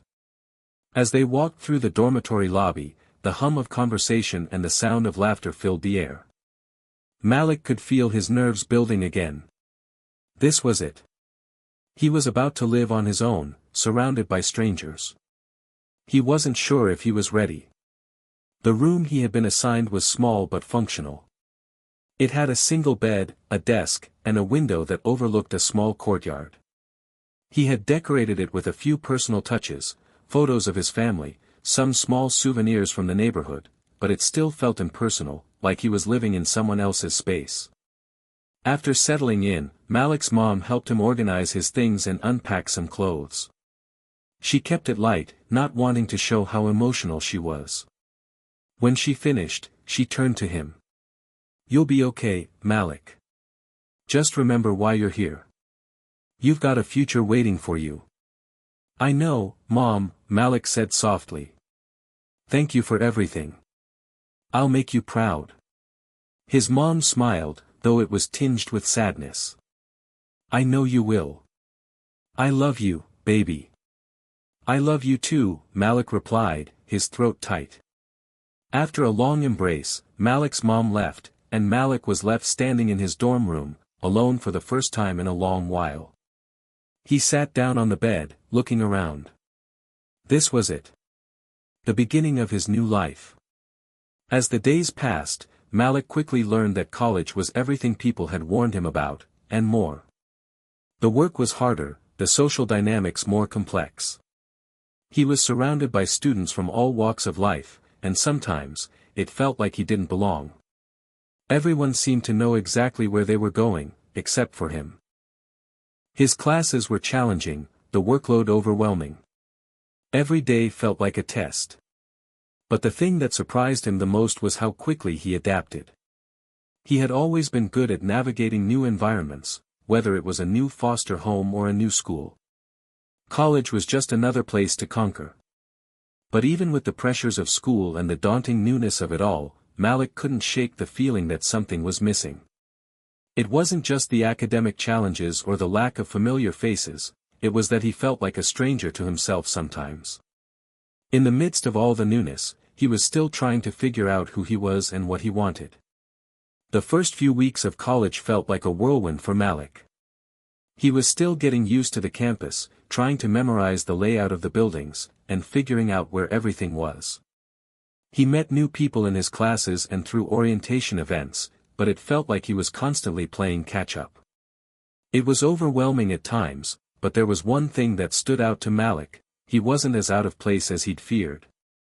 At first, it was all so different, the way people dressed, the way they spoke, the way they carried themselves. He felt like a fish out of water, but he was learning to adapt.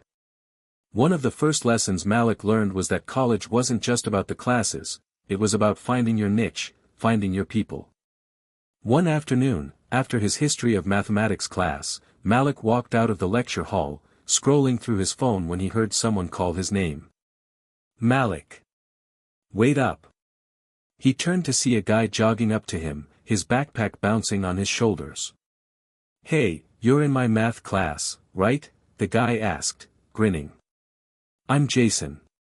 "Yeah, Malik," he said, offering a tentative smile.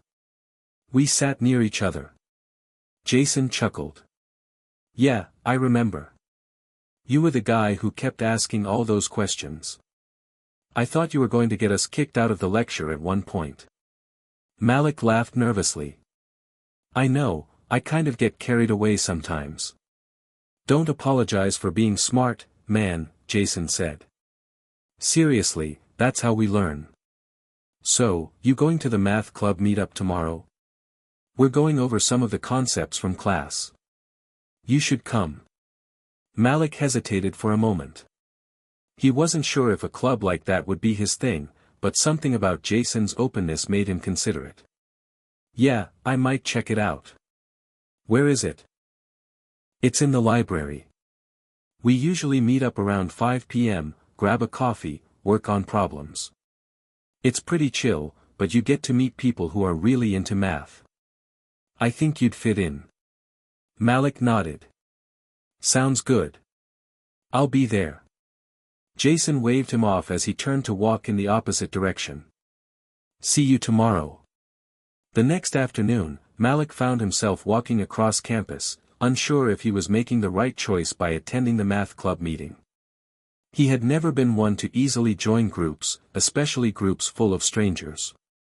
The idea of standing in a room full of people who all seemed to know each other made him nervous. But when he walked into the library's study room, he was greeted with a welcoming smile from Jason. "Hey, you made it. Jason said enthusiastically. Grab a seat. We're just getting started. Malik glanced around the room.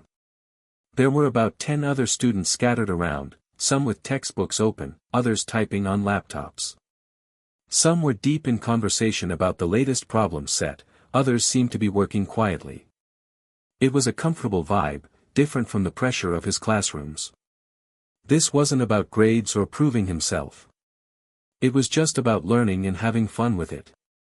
He took a seat next to Jason, who immediately handed him a notebook filled with math problems. We're going over some differential equations today, Jason said.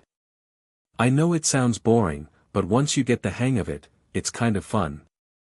Don't worry if you're behind, we all help each other out here. Malik smiled nervously, flipping through the notebook. It felt good to be part of something. For the first time since arriving at college, he didn't feel like an outsider. He felt like he was in a place where people actually wanted to include him, to help him grow. The next few hours flew by. Malik worked through equations and learned from the others, who were all more than happy to explain difficult concepts. As the meeting wrapped up, Jason slapped him on the back. See, man. Told you it wouldn't be so bad. You should come again next week. I definitely will, Malik said with a grin. It felt good to have found a group where he could just be himself. No judgment. Just people who were passionate about something. The next few days were a whirlwind of classwork and more socializing. Malik continued attending the math club meetings, and each time, he felt more comfortable with the group. He had even started talking to some of the other students in his dorm, making small talk in the dining hall and finding out more about their backgrounds. It was nice, in a way, to realize that everyone had their own struggles. No one had it all figured out, even if they seemed like they did on the outside. Still, there were moments of doubt. Malik often found himself staring at his reflection in the dorm's bathroom mirror, wondering if he truly belonged in this world of privilege and expectations. He had always been the other in the rooms he entered, the black kid from a working-class neighborhood. Even here, in a place filled with bright minds, Malik sometimes wondered if people could see through his carefully curated exterior, if they could see the self-doubt that lingered just beneath the surface. One evening, after a particularly grueling exam in his chemistry class, Malik decided to take a walk around campus. He needed some air. The weight of expectations, the pressure to succeed, to live up to the scholarship, to prove that he wasn't just another statistic, felt heavy. As he walked past the student union, he heard the sound of laughter coming from a group of students gathered by the fountain. He recognized a few of them from his math class. They were talking animatedly about a recent assignment and teasing each other about their grades. Malik smiled to himself, feeling an unexpected sense of envy. They were so comfortable, so sure of themselves. He continued walking, feeling the chill of the evening air against his skin. He couldn't help but wonder if he would ever feel as comfortable as they did. Would he ever truly feel like he belonged here? The following week, Malik received a text from Trey. Yo, how's college life treating you? Don't forget to keep us posted. I know you're busy, but you better make time for us back home. Malik smiled and typed back. It's a lot to take in, but I'm surviving. I'm figuring it out, slowly. It wasn't perfect. College wasn't perfect. But Malik was learning. He was learning how to fit in, how to be himself, and how to balance everything. It wasn't easy, but he was starting to find his place. And for the first time since arriving, he realized that maybe that was enough for now. He didn't need to have it all figured out. He didn't need to be perfect. He just needed to keep moving forward. And that was exactly what he planned to do.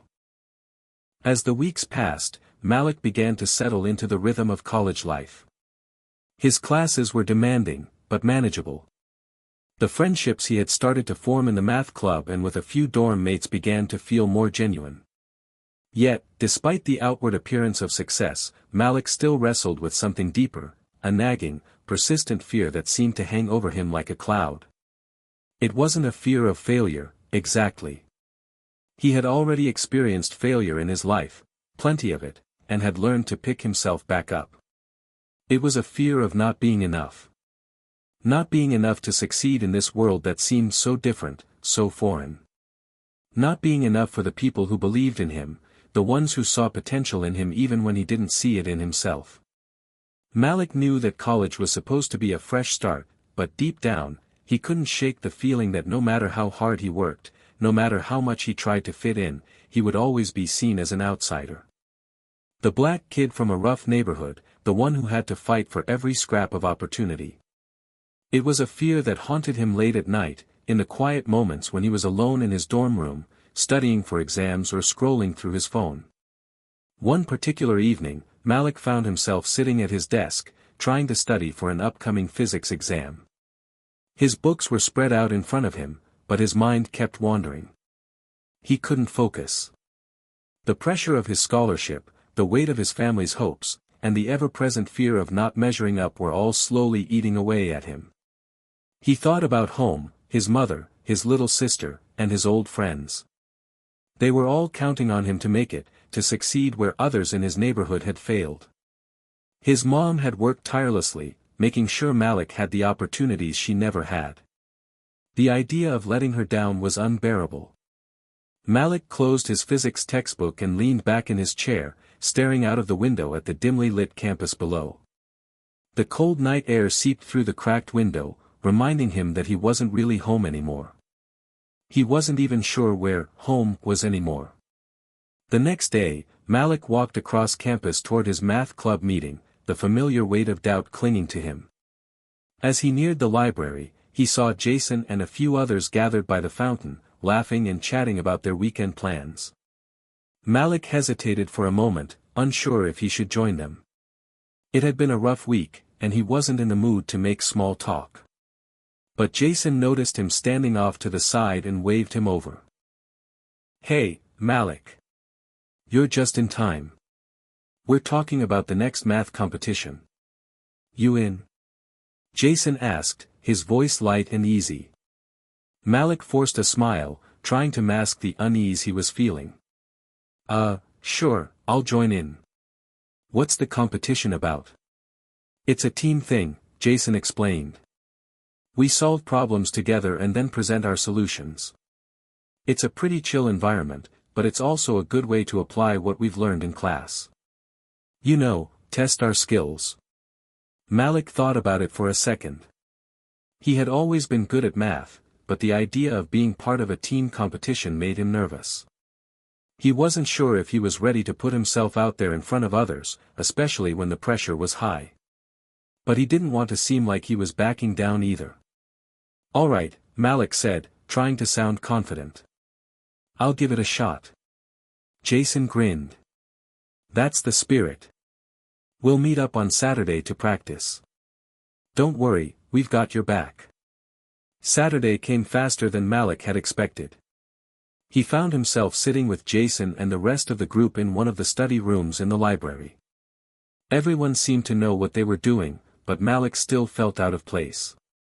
The problems they were working through were difficult, and as the group discussed solutions, Malik struggled to keep up. His mind kept wandering, and every time he tried to catch up, it felt like he was falling further behind. "Malik, are you okay?" Jason asked, noticing Malik's distracted expression. "Yeah, just having trouble with this one," Malik said, forcing a smile as he pointed at the problem in front of him. "It's all right, man. We've all been there. Let's walk through it together," Jason said, moving over to Malik's side of the table. As they worked through the problem, Jason's calm and patient demeanor helped ease Malik's nerves. It wasn't just about solving the math problems, it was about being part of something, being included in a group that cared. Malik realized that he didn't have to be perfect. He didn't have to know all the answers right away. He just had to keep trying, keep learning. By the end of the practice session, Malik felt a sense of accomplishment. It wasn't that they had solved every problem, it was that he had faced his fear of not being good enough.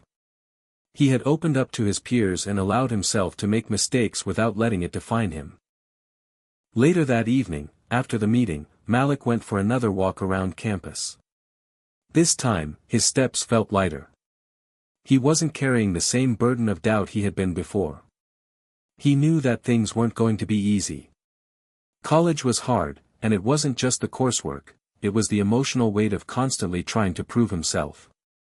But for the first time in a long while, Malik felt like he was on the right path.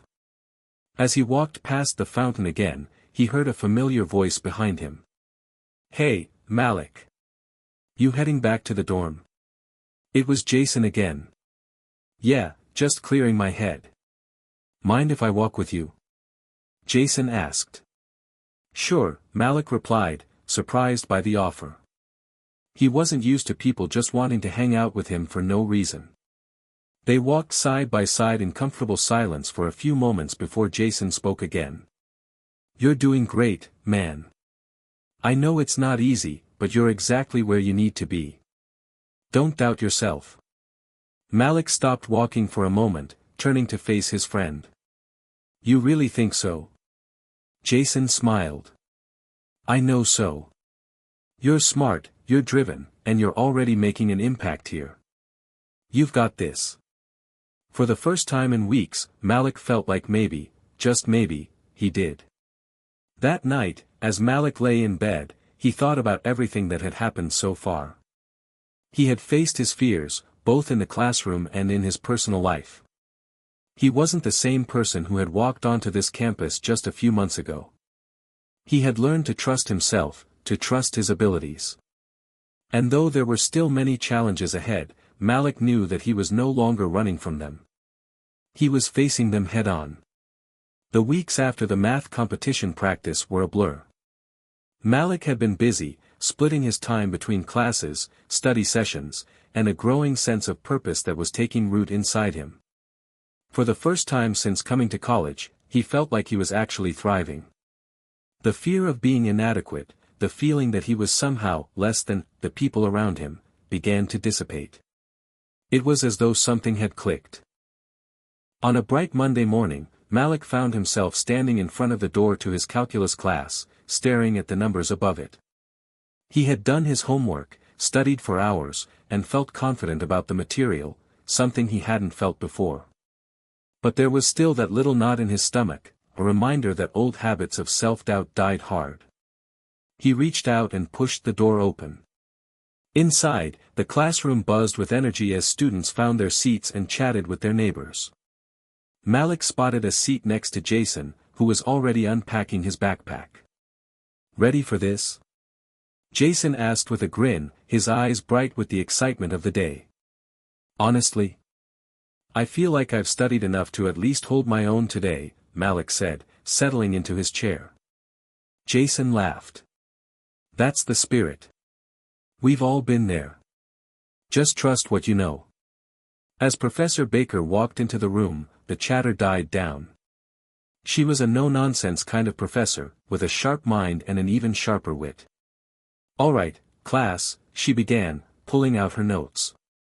"Today we're diving into integrals, but before we get started, I want to ask a question." The class fell silent, everyone shifting in their seats. Malik's heart picked up speed. "What's the hardest thing about calculus?" Professor Baker asked, glancing over the room. A few students raised their hands, offering half-formed answers, but none of them really nailed it. "The hardest thing," she said after a pause, "is believing that you can do it. It's not about the numbers or formulas, it's about your belief in yourself. It's about having the confidence to approach each problem and know that you can solve it, even if you don't have all the answers yet.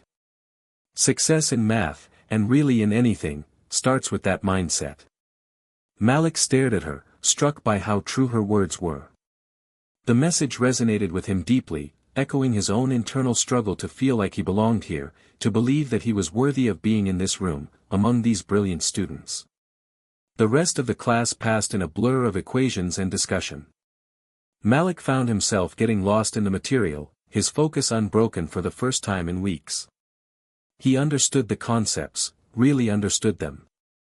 And it felt good. It felt like he was no longer just scraping by, he was truly excelling. When the bell rang at the end of class, signaling the end of the session, Malik stood up and stretched, feeling lighter than he had all semester. "You killed it today," Jason said as they packed up their things. Malik smiled, still processing everything. "Thanks. I actually feel like I understand what we're doing." "I can tell. Your answers were spot on," Jason replied. "See? I told you. You've got this." That afternoon, Malik attended his regular math club meeting. It was quieter than usual, with just a few people scattered around the room working through problems. But Malik wasn't in the mood for quiet study today. He needed something more.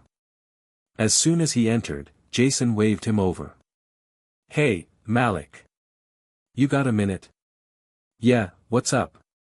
Malik asked, pulling up a chair next to him. Jason's tone shifted to something a little more serious. "So, I've been thinking, there's a regional math competition coming up next month. It's a big deal. I think you should join us.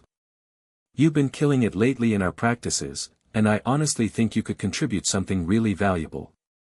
Malik froze for a moment. A competition? He had never considered competing in something like this before. The fear, the old, familiar fear of failing, of not being good enough, crept back into his chest. "Do you think I'm ready for something like that?" Malik asked, his voice betraying a hint of uncertainty. Jason leaned back in his chair, his expression thoughtful. "Look, Malik, I wouldn't suggest it if I didn't think you had what it takes. You're strong in the subject, and we're a team. We help each other. Plus, this competition isn't about being the best. It's about pushing yourself, testing your limits." Malik stared at him for a long moment, weighing his options. The self-doubt still lingered, but something Jason said stuck with him. It wasn't about being perfect, it was about growth. Malik realized that if he didn't take this opportunity now, he would always wonder, what if? "All right," Malik said finally, after a deep breath. "I'll do it." Jason's face broke into a wide grin. "Yes. That's what I like to hear. Let's show them what you've got, man." Over the next few weeks, Malik dedicated himself to the competition. He spent hours with Jason and the others in the math club, studying problems, discussing strategies, and pushing each other to think differently about the material. It wasn't easy, but with every passing day, Malik found himself growing more confident in his abilities. On the day of the competition, Malik woke up early, feeling a mixture of excitement and nerves. He had been preparing for this moment for weeks, but now that it was here, the reality of what he was about to do was setting in. He wasn't just participating in a math competition, he was stepping outside of his comfort zone, confronting that lingering fear of inadequacy, and choosing to prove to himself that he was capable. Jason picked him up from the dorm, and they drove to the competition venue together. The atmosphere in the car was light, but Malik could tell that everyone was feeling the pressure. "You good?" Jason asked, glancing over at him. "I think so," Malik replied, his heart thudding in his chest. "Just a little nervous." "Don't worry about it. We've got this," Jason reassured him. "You've already proven that you can handle the work. Now, it's just about showing everyone else." When they arrived at the competition, the venue was buzzing with energy. Students from all over the region had gathered, and Malik felt a mix of awe and intimidation. The room was filled with some of the brightest minds he had ever seen, all intensely focused on solving complex problems. Malik took a deep breath, reminding himself of what Jason had said, it wasn't about being the best. It was about taking that first step toward breaking through. And that was exactly what he planned to do. The morning of the math competition was filled with nervous energy as Malik and his teammates walked into the large auditorium, where rows of tables were set up with contestants from universities all around the region. The scent of fresh coffee and the buzz of conversation filled the air. Malik felt the weight of the moment. The intensity in the room was palpable, and for the first time in a while, the magnitude of what he was about to do fully hit him. Jason was beside him, scanning the room and giving Malik a reassuring nod. It's not about being the smartest, he said, leaning in so only Malik could hear. It's about working together. We have a solid team. Trust the process. Malik took a deep breath, his nerves still fluttering in his stomach, but Jason's words helped ground him. The team had practiced for weeks. They had worked through difficult problems together, supported each other, and, more importantly, learned how to rely on one another's strengths. Malik had a tendency to overthink, but now, he had to trust in the work they had already done. The rest of the team was counting on him, and that was a responsibility Malik was ready to embrace. As the event kicked off, Malik sat at the table with Jason, Lily, and Mark, his fellow team members. Each of them brought something unique to the table. Jason was quick with numbers, Lily was great at visualizing problems, and Mark had an analytical mind that could break down even the most complex concepts. Malik, who had been good at solving equations but not always confident in how to communicate his ideas, had found his role as someone who kept the team focused and calm under pressure. Professor Baker, who had agreed to serve as the team's advisor for the competition, stood at the front of the room. She gave a brief motivational speech before the competition began, reminding them all that it wasn't just about the end result, it was about the journey and the lessons learned along the way. Remember, Professor Baker said with a smile, success isn't defined by whether you win today. It's about how you learn from each challenge, and how you grow stronger from it. The room fell silent as the first problem was announced. Malik glanced around the table. His teammates had already flipped open their notebooks, ready to dive in. Malik took a deep breath and opened his own notebook, but before he could begin writing down anything, Jason spoke. "Okay, we're doing this together," Jason said, his voice calm. "Let's talk it through first before anyone starts solving. Malik, you take the lead on this one." Malik was momentarily stunned. He wasn't used to being the one chosen to lead, especially not in a competition where everyone was equally skilled. But there was something about Jason's confidence in him that made Malik feel like he could do it. He glanced at the problem and began to explain his thought process out loud. "We're dealing with an integral here," Malik began, his voice steady despite the initial shock of being in the spotlight. "It's a little tricky because we need to break it down into smaller parts. But if we use substitution, we can simplify it." As he spoke, the others nodded along, following his reasoning. Malik felt a strange sense of empowerment as he explained his approach. It wasn't just about solving the problem, it was about sharing his ideas, trusting his teammates, and working together to find the best solution. As the minutes ticked by, Malik and his teammates worked in harmony, solving each part of the problem together. Malik hadn't realized how much he had learned from his time working with the math club. It wasn't just about understanding the formulas, it was about knowing how to collaborate and communicate effectively under pressure. After what seemed like an eternity, they arrived at the solution. "Got it!" Mark exclaimed, a grin spreading across his face. Lily was already jotting down the answer, and Jason glanced at Malik with a look of approval. "You're on fire today, man," Jason said. "That was smooth." Malik smiled, feeling a surge of pride. It wasn't just about the math, it was about the way the team had come together to solve the problem. They weren't just four individuals, they were a unit, each person bringing something valuable to the table. The competition continued throughout the day, and with each round, Malik's confidence grew. Every problem was a new challenge, but with each problem, Malik and his team grew more efficient and more cohesive. There were moments when they hit a wall and couldn't figure out the solution, but instead of getting frustrated, they took a step back and reassessed. They communicated openly, and Malik felt the power of teamwork in a way he had never experienced before. By the time the final round rolled around, Malik was exhausted, but there was a deep sense of accomplishment inside him. The team had worked tirelessly, giving their all to each problem. They had faced each challenge with determination, and no matter how tough the problems were, they never gave up. As the judges tallied the final scores, Malik found himself reflecting on how much he had learned over the past few months, not just about math, but about himself. He had come to college with so many doubts about whether he belonged, and now, after facing those fears and pushing past them, he could see how far he had come. "We did it!" Mark shouted as the final results were announced.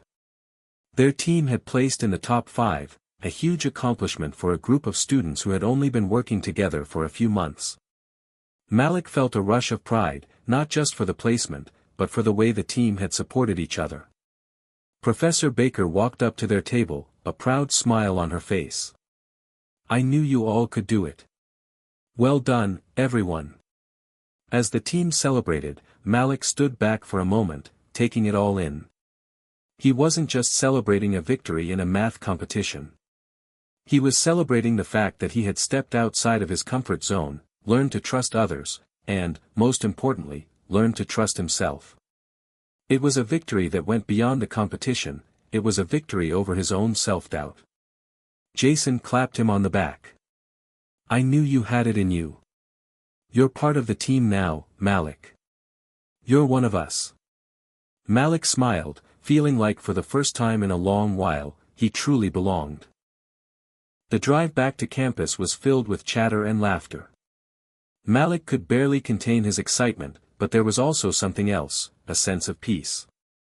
He had faced his fears, learned the value of collaboration, and discovered that sometimes, the greatest strength isn't in doing it all alone, but in leaning on others when it matters most. As they reached campus, Malik felt like a new chapter in his life was beginning. There would always be challenges ahead, more doubts to face, more fears to conquer, but Malik was no longer the same person who had walked into that math competition room. He was stronger, more confident, and, most importantly, more willing to trust himself and the people around him. And for the first time, Malik felt like he had truly broken through. The weeks following the math competition passed in a blur of excitement and new opportunities. Malik felt a shift within himself, a transformation that he could hardly describe in words. It was as if the doubts and fears that had haunted him for so long were gradually being replaced by something stronger, self-belief, confidence, and a newfound sense of purpose.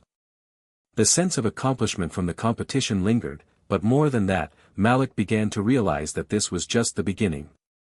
The challenges he had faced were not isolated events, they were part of a bigger picture.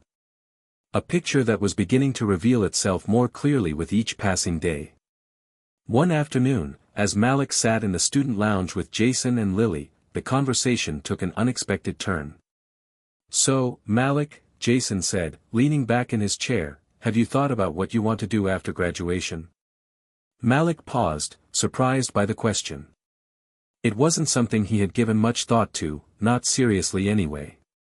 He had been so focused on just getting through the day-to-day struggles, trying to keep his head above water, that thinking about the future felt like a luxury. "I mean, I've always thought about grad school," Malik replied, shrugging. "Maybe get a PhD in mathematics or something. But I don't really know what it all looks like yet." Lily raised an eyebrow. "You're thinking about grad school? That's pretty serious." Malik hesitated for a moment before nodding. "Yeah, I guess so. I mean, I've never really been sure of myself before. But now, after everything that's happened, I feel like I want to do something big. I want to push myself." Jason smiled at him. "That's the spirit. You've got the potential, Malik. If you want to go for it, I'm sure you'll make it." Malik couldn't help but feel a warmth spread through him at Jason's words. There had been a time, not too long ago, when he couldn't even fathom being in the same conversation as his peers when it came to big dreams. But now, he could see the path ahead, albeit with some uncertainty. It felt like an adventure he was finally ready to take. That evening, Malik found himself sitting alone in his dorm room, staring at his laptop. He pulled up a list of potential graduate programs, his mind racing with possibilities. For the first time, he allowed himself to imagine a future where he wasn't just struggling to keep up, but where he was at the forefront, pushing the boundaries of what he could achieve. He scrolled through the programs at top universities, reading about their research departments, their faculty, and their academic cultures. The thought of pursuing higher education, of being part of a community of brilliant minds, felt almost surreal. But it also felt right. It was a natural next step, one that Malik had never fully considered, until now. He bookmarked a few programs, telling himself that he would do more research in the coming days. But as he sat back in his chair, something else occurred to him. It wasn't just about math. It was about his journey, his growth. The things he had learned about himself over the past year, about resilience, about trusting others, about embracing the unknown, had reshaped his sense of self. And that was more important than any degree or accolade. The next morning, Malik met with Professor Baker during office hours. He was nervous, but the familiar face of his mentor calmed him. "Malik. Good to see you. How have you been?" Professor Baker asked, her tone warm and welcoming. "I've been good, actually," Malik replied, a bit surprised by how confident his voice sounded. "I've been thinking a lot about my future, and I guess I'm wondering if I'm cut out for graduate school." Professor Baker smiled, folding her hands on the desk. "I'm glad to hear you're thinking ahead. I've seen a lot of growth in you over the past year, Malik. You've come a long way." Malik shifted in his seat, unsure how to put his thoughts into words. "I used to think I wasn't smart enough for all of this, like, I didn't belong. But now, I'm starting to think maybe I do have what it takes. Maybe it's time to think bigger." Professor Baker leaned forward slightly, her gaze steady and encouraging. "You absolutely have what it takes. The road to graduate school can be challenging, yes, but you're more than capable of navigating it. And if you decide to apply, I would be happy to help guide you through the process. You've shown such promise here, Malik. The only thing holding you back is your own belief in yourself." Her words hit Malik harder than he expected. He realized then that the only thing that had been limiting him was himself. The world of academia, of advanced studies, of research and innovation, it was all within his reach if he was willing to take that leap. He left her office that day with a new sense of direction. The fog of uncertainty that had clouded his mind for so long had begun to lift, replaced by the sharp clarity of purpose. Malik had always known that he wanted to do something important with his life, but now he could see how to make that happen. The path was there, and it was waiting for him to walk down it. As the months went by, Malik focused on his studies, knowing that the decision to apply to graduate school was just the beginning. He worked harder than ever before, continuing to deepen his understanding of mathematics while also learning new skills, time management, communication, and research techniques, that would serve him well in the future. His friends, too, noticed the change in him. Jason, Lily, and Mark supported him every step of the way, offering encouragement when the workload became overwhelming and celebrating his successes with him when they occurred. And as he sat in his favorite study spot one evening, reviewing his application materials for the last time, Malik felt a sense of peace wash over him. He wasn't sure where the next few years would take him, but for the first time in his life, he knew one thing for certain: he was ready. The path to graduate school was just the first chapter in a much larger journey.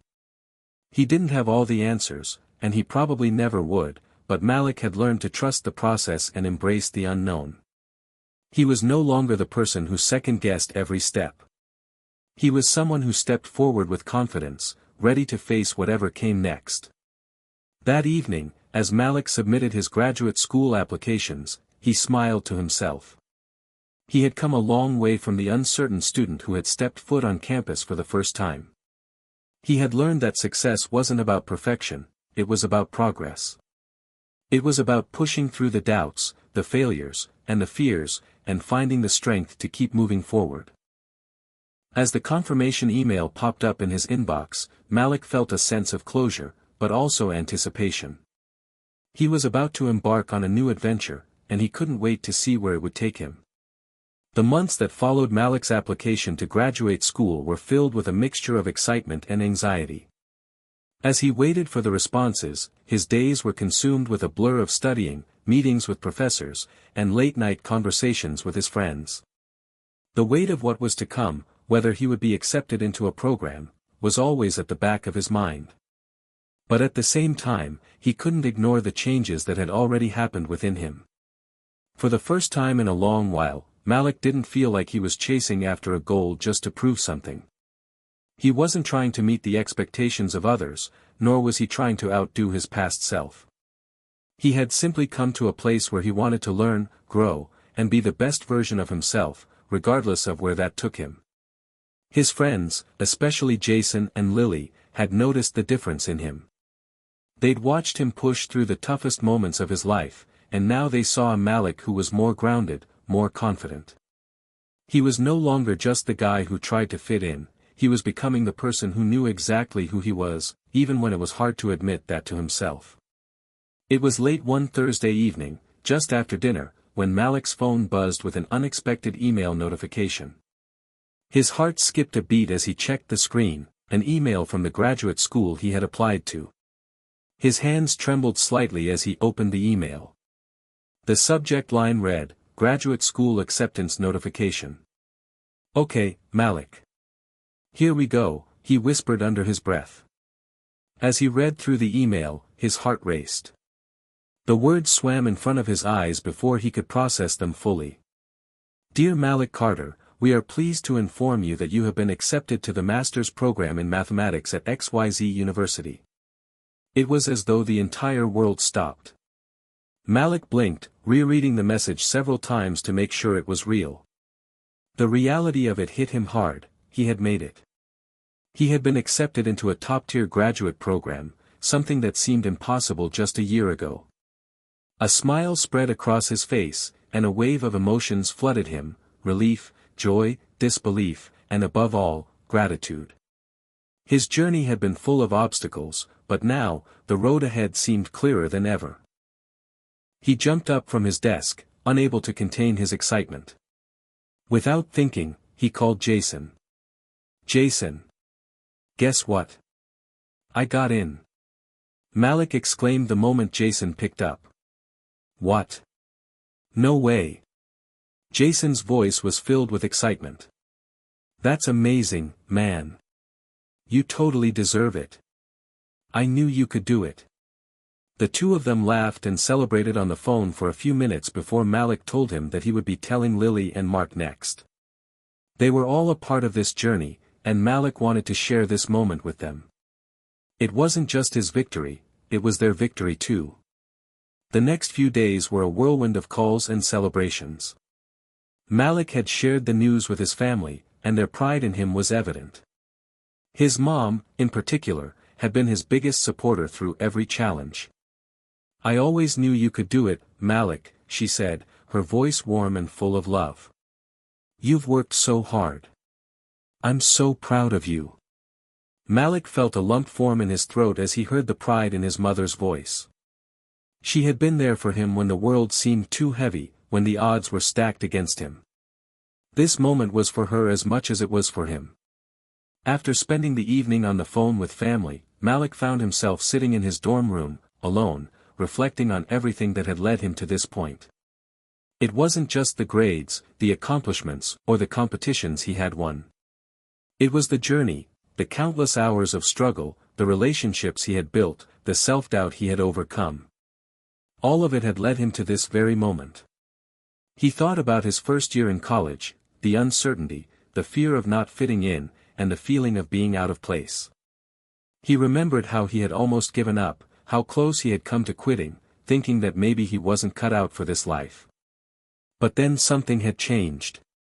He had found his strength, not in being perfect, but in being persistent. Malik realized that he had been looking at his journey all wrong. Success wasn't about getting everything right on the first try or winning every competition. It was about resilience, about pushing through even when things were hard. And now, more than ever, he was living proof of that. The next day, Malik met with Professor Baker to discuss his acceptance. The professor had been a guiding force throughout his college career, and Malik couldn't wait to share the news with her. "Malik," she said, her face lighting up as she saw him enter her office. "I've been hearing the rumors. Congratulations."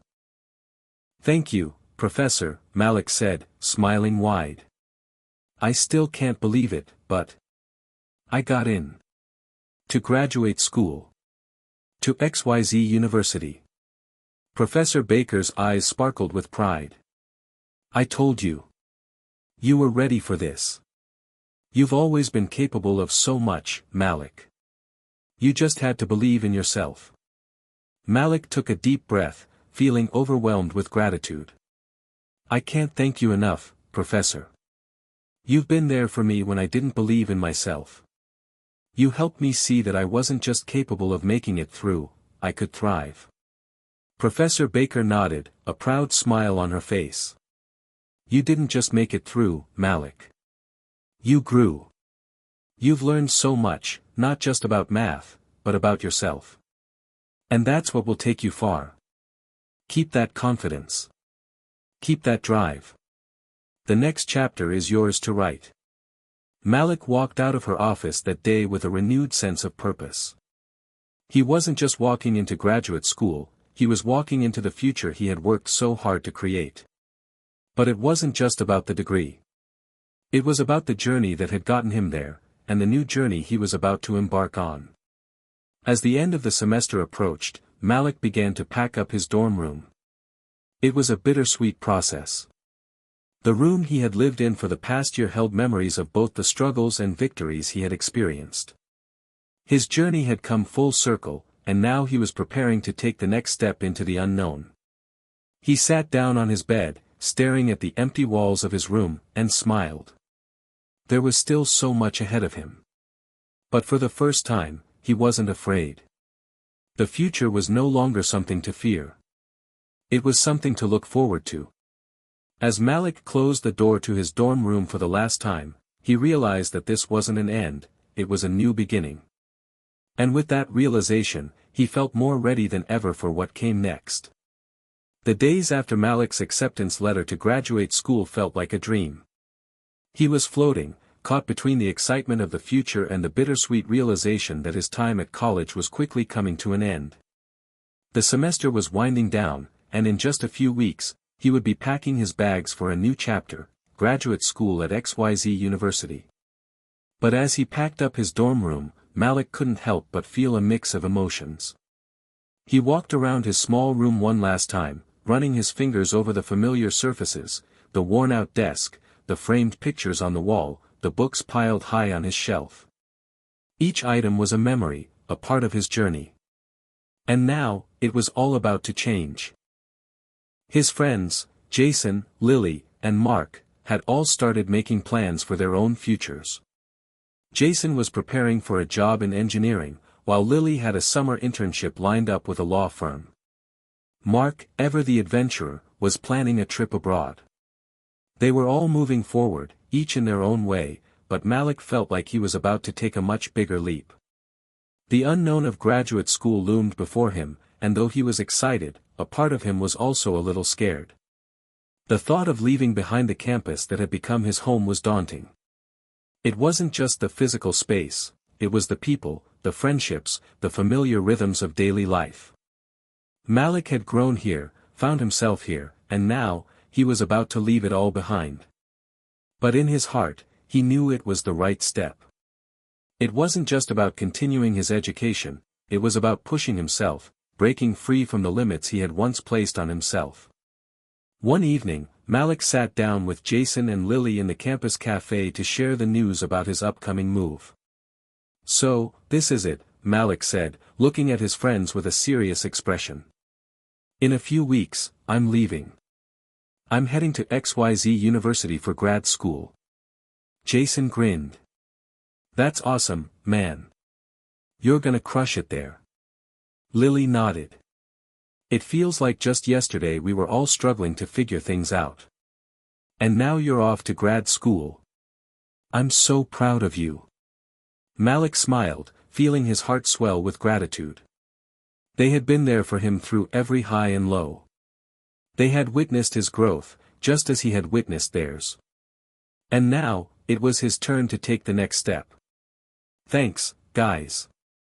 I couldn't have gotten this far without you, Malik said, his voice thick with emotion. You've all been such a big part of this journey. Mark joined the group a few minutes later, and the conversation shifted to their plans for the future. They joked and laughed, but underneath it all, there was an unspoken understanding. They were all on the brink of something new, something big, and while they didn't know exactly what it would look like, they knew they'd be okay. The last few days on campus were a whirlwind. Malik wrapped up his exams, said his goodbyes, and packed up everything he needed for the next chapter.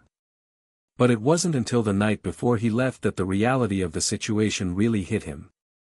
Sitting in his empty dorm room, Malik felt a mixture of excitement and fear.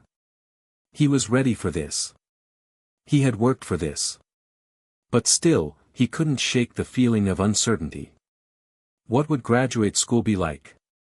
What if he didn't belong there? What if he wasn't smart enough to keep up with the other students? He took a deep breath, trying to calm the swirling thoughts in his mind. He had faced so many challenges in the past year, and each time, he had come out stronger. This was no different. This was just another challenge, another opportunity for growth. His phone buzzed, interrupting his thoughts. It was a text from Lily. "Remember the first day we met? Look at how far you've come. You've got this. You're going to do amazing things. Don't forget us when you're famous." Winking face. Malik smiled and typed back. "Thanks, Lily. I won't forget. And I'll make sure to come back and visit. I'll need some advice when I start my own company someday." He paused for a moment, looking at the screen. It was true. He had grown. And though the road ahead wasn't clear, he had learned to trust himself.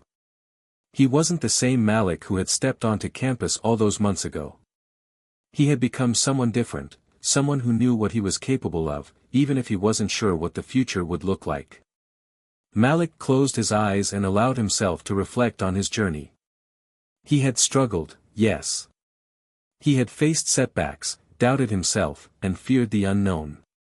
But in the end, he had overcome those fears. And now, with each passing day, he was becoming the person he always knew he could be. The next morning, Malik packed up the last of his things and left the dorm for the last time.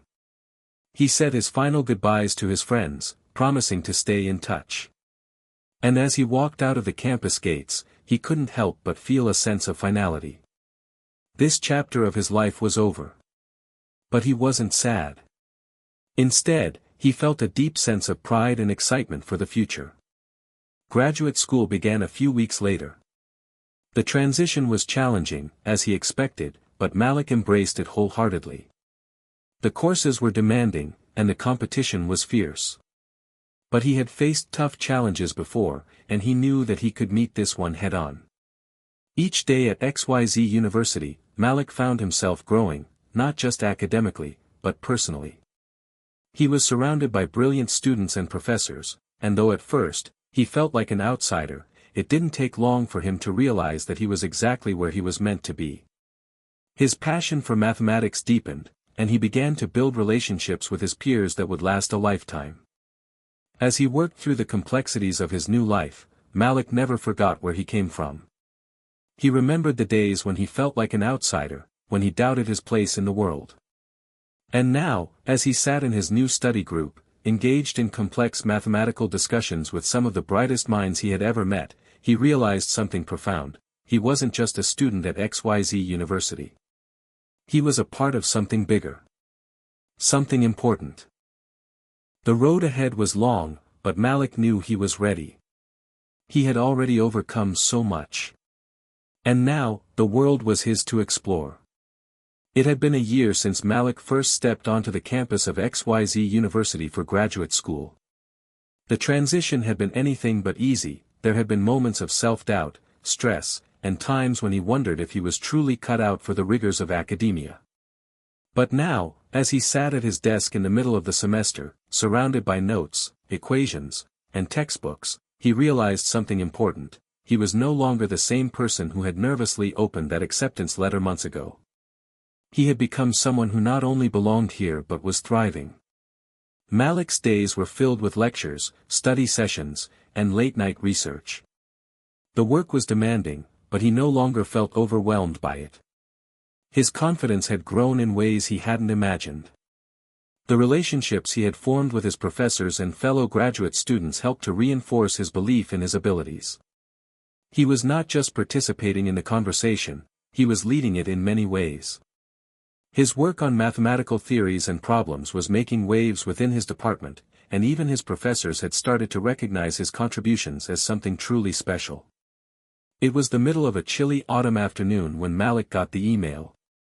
It was a subject line he had been waiting for, though he had tried to push the thought to the back of his mind: research grant application, decision. He opened it quickly, his heart racing in his chest. The email read: Dear Malik Carter, we are pleased to inform you that you have been awarded the Research Excellence Grant for your work in applied mathematics. Your proposal for the development of new algorithms in machine learning has been selected for funding. Congratulations on this outstanding achievement. Malik stared at the screen, disbelief creeping over him. This was a huge deal, a recognition of his work that would propel him into the next phase of his career. The grant meant more than just money, it was a validation of everything he had worked for. It meant that the research he had poured countless hours into was not only valued but was capable of making a real-world impact. He had come a long way from the boy who had once struggled to believe in his own worth. He leaned back in his chair, allowing himself a moment to savor the victory. This wasn't just about being awarded a grant. It was the culmination of years of hard work, of overcoming obstacles, of defying expectations, of showing up day after day even when it felt like there was no light at the end of the tunnel. This was proof that the journey had been worth it. Later that evening, Malik video called Jason, Lily, and Mark to share the news. They were ecstatic for him. Malik. That's amazing. Jason exclaimed, grinning from ear to ear. I knew you had it in you. Lily clapped her hands in excitement.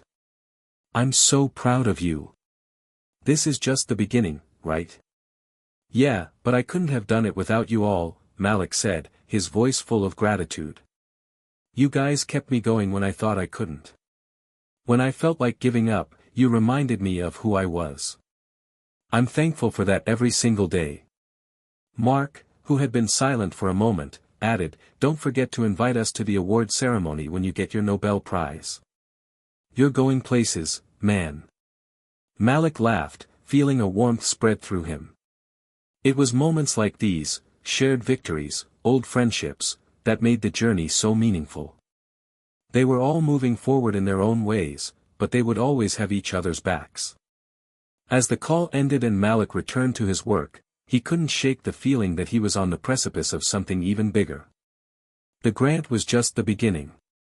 The road ahead was long, but he was more than ready for it. Weeks passed, and Malik's research continued to gain momentum. He was now being invited to present his findings at academic conferences and collaborate with renowned mathematicians from around the world. But even as his professional life flourished, Malik never lost sight of the lessons he had learned over the past year.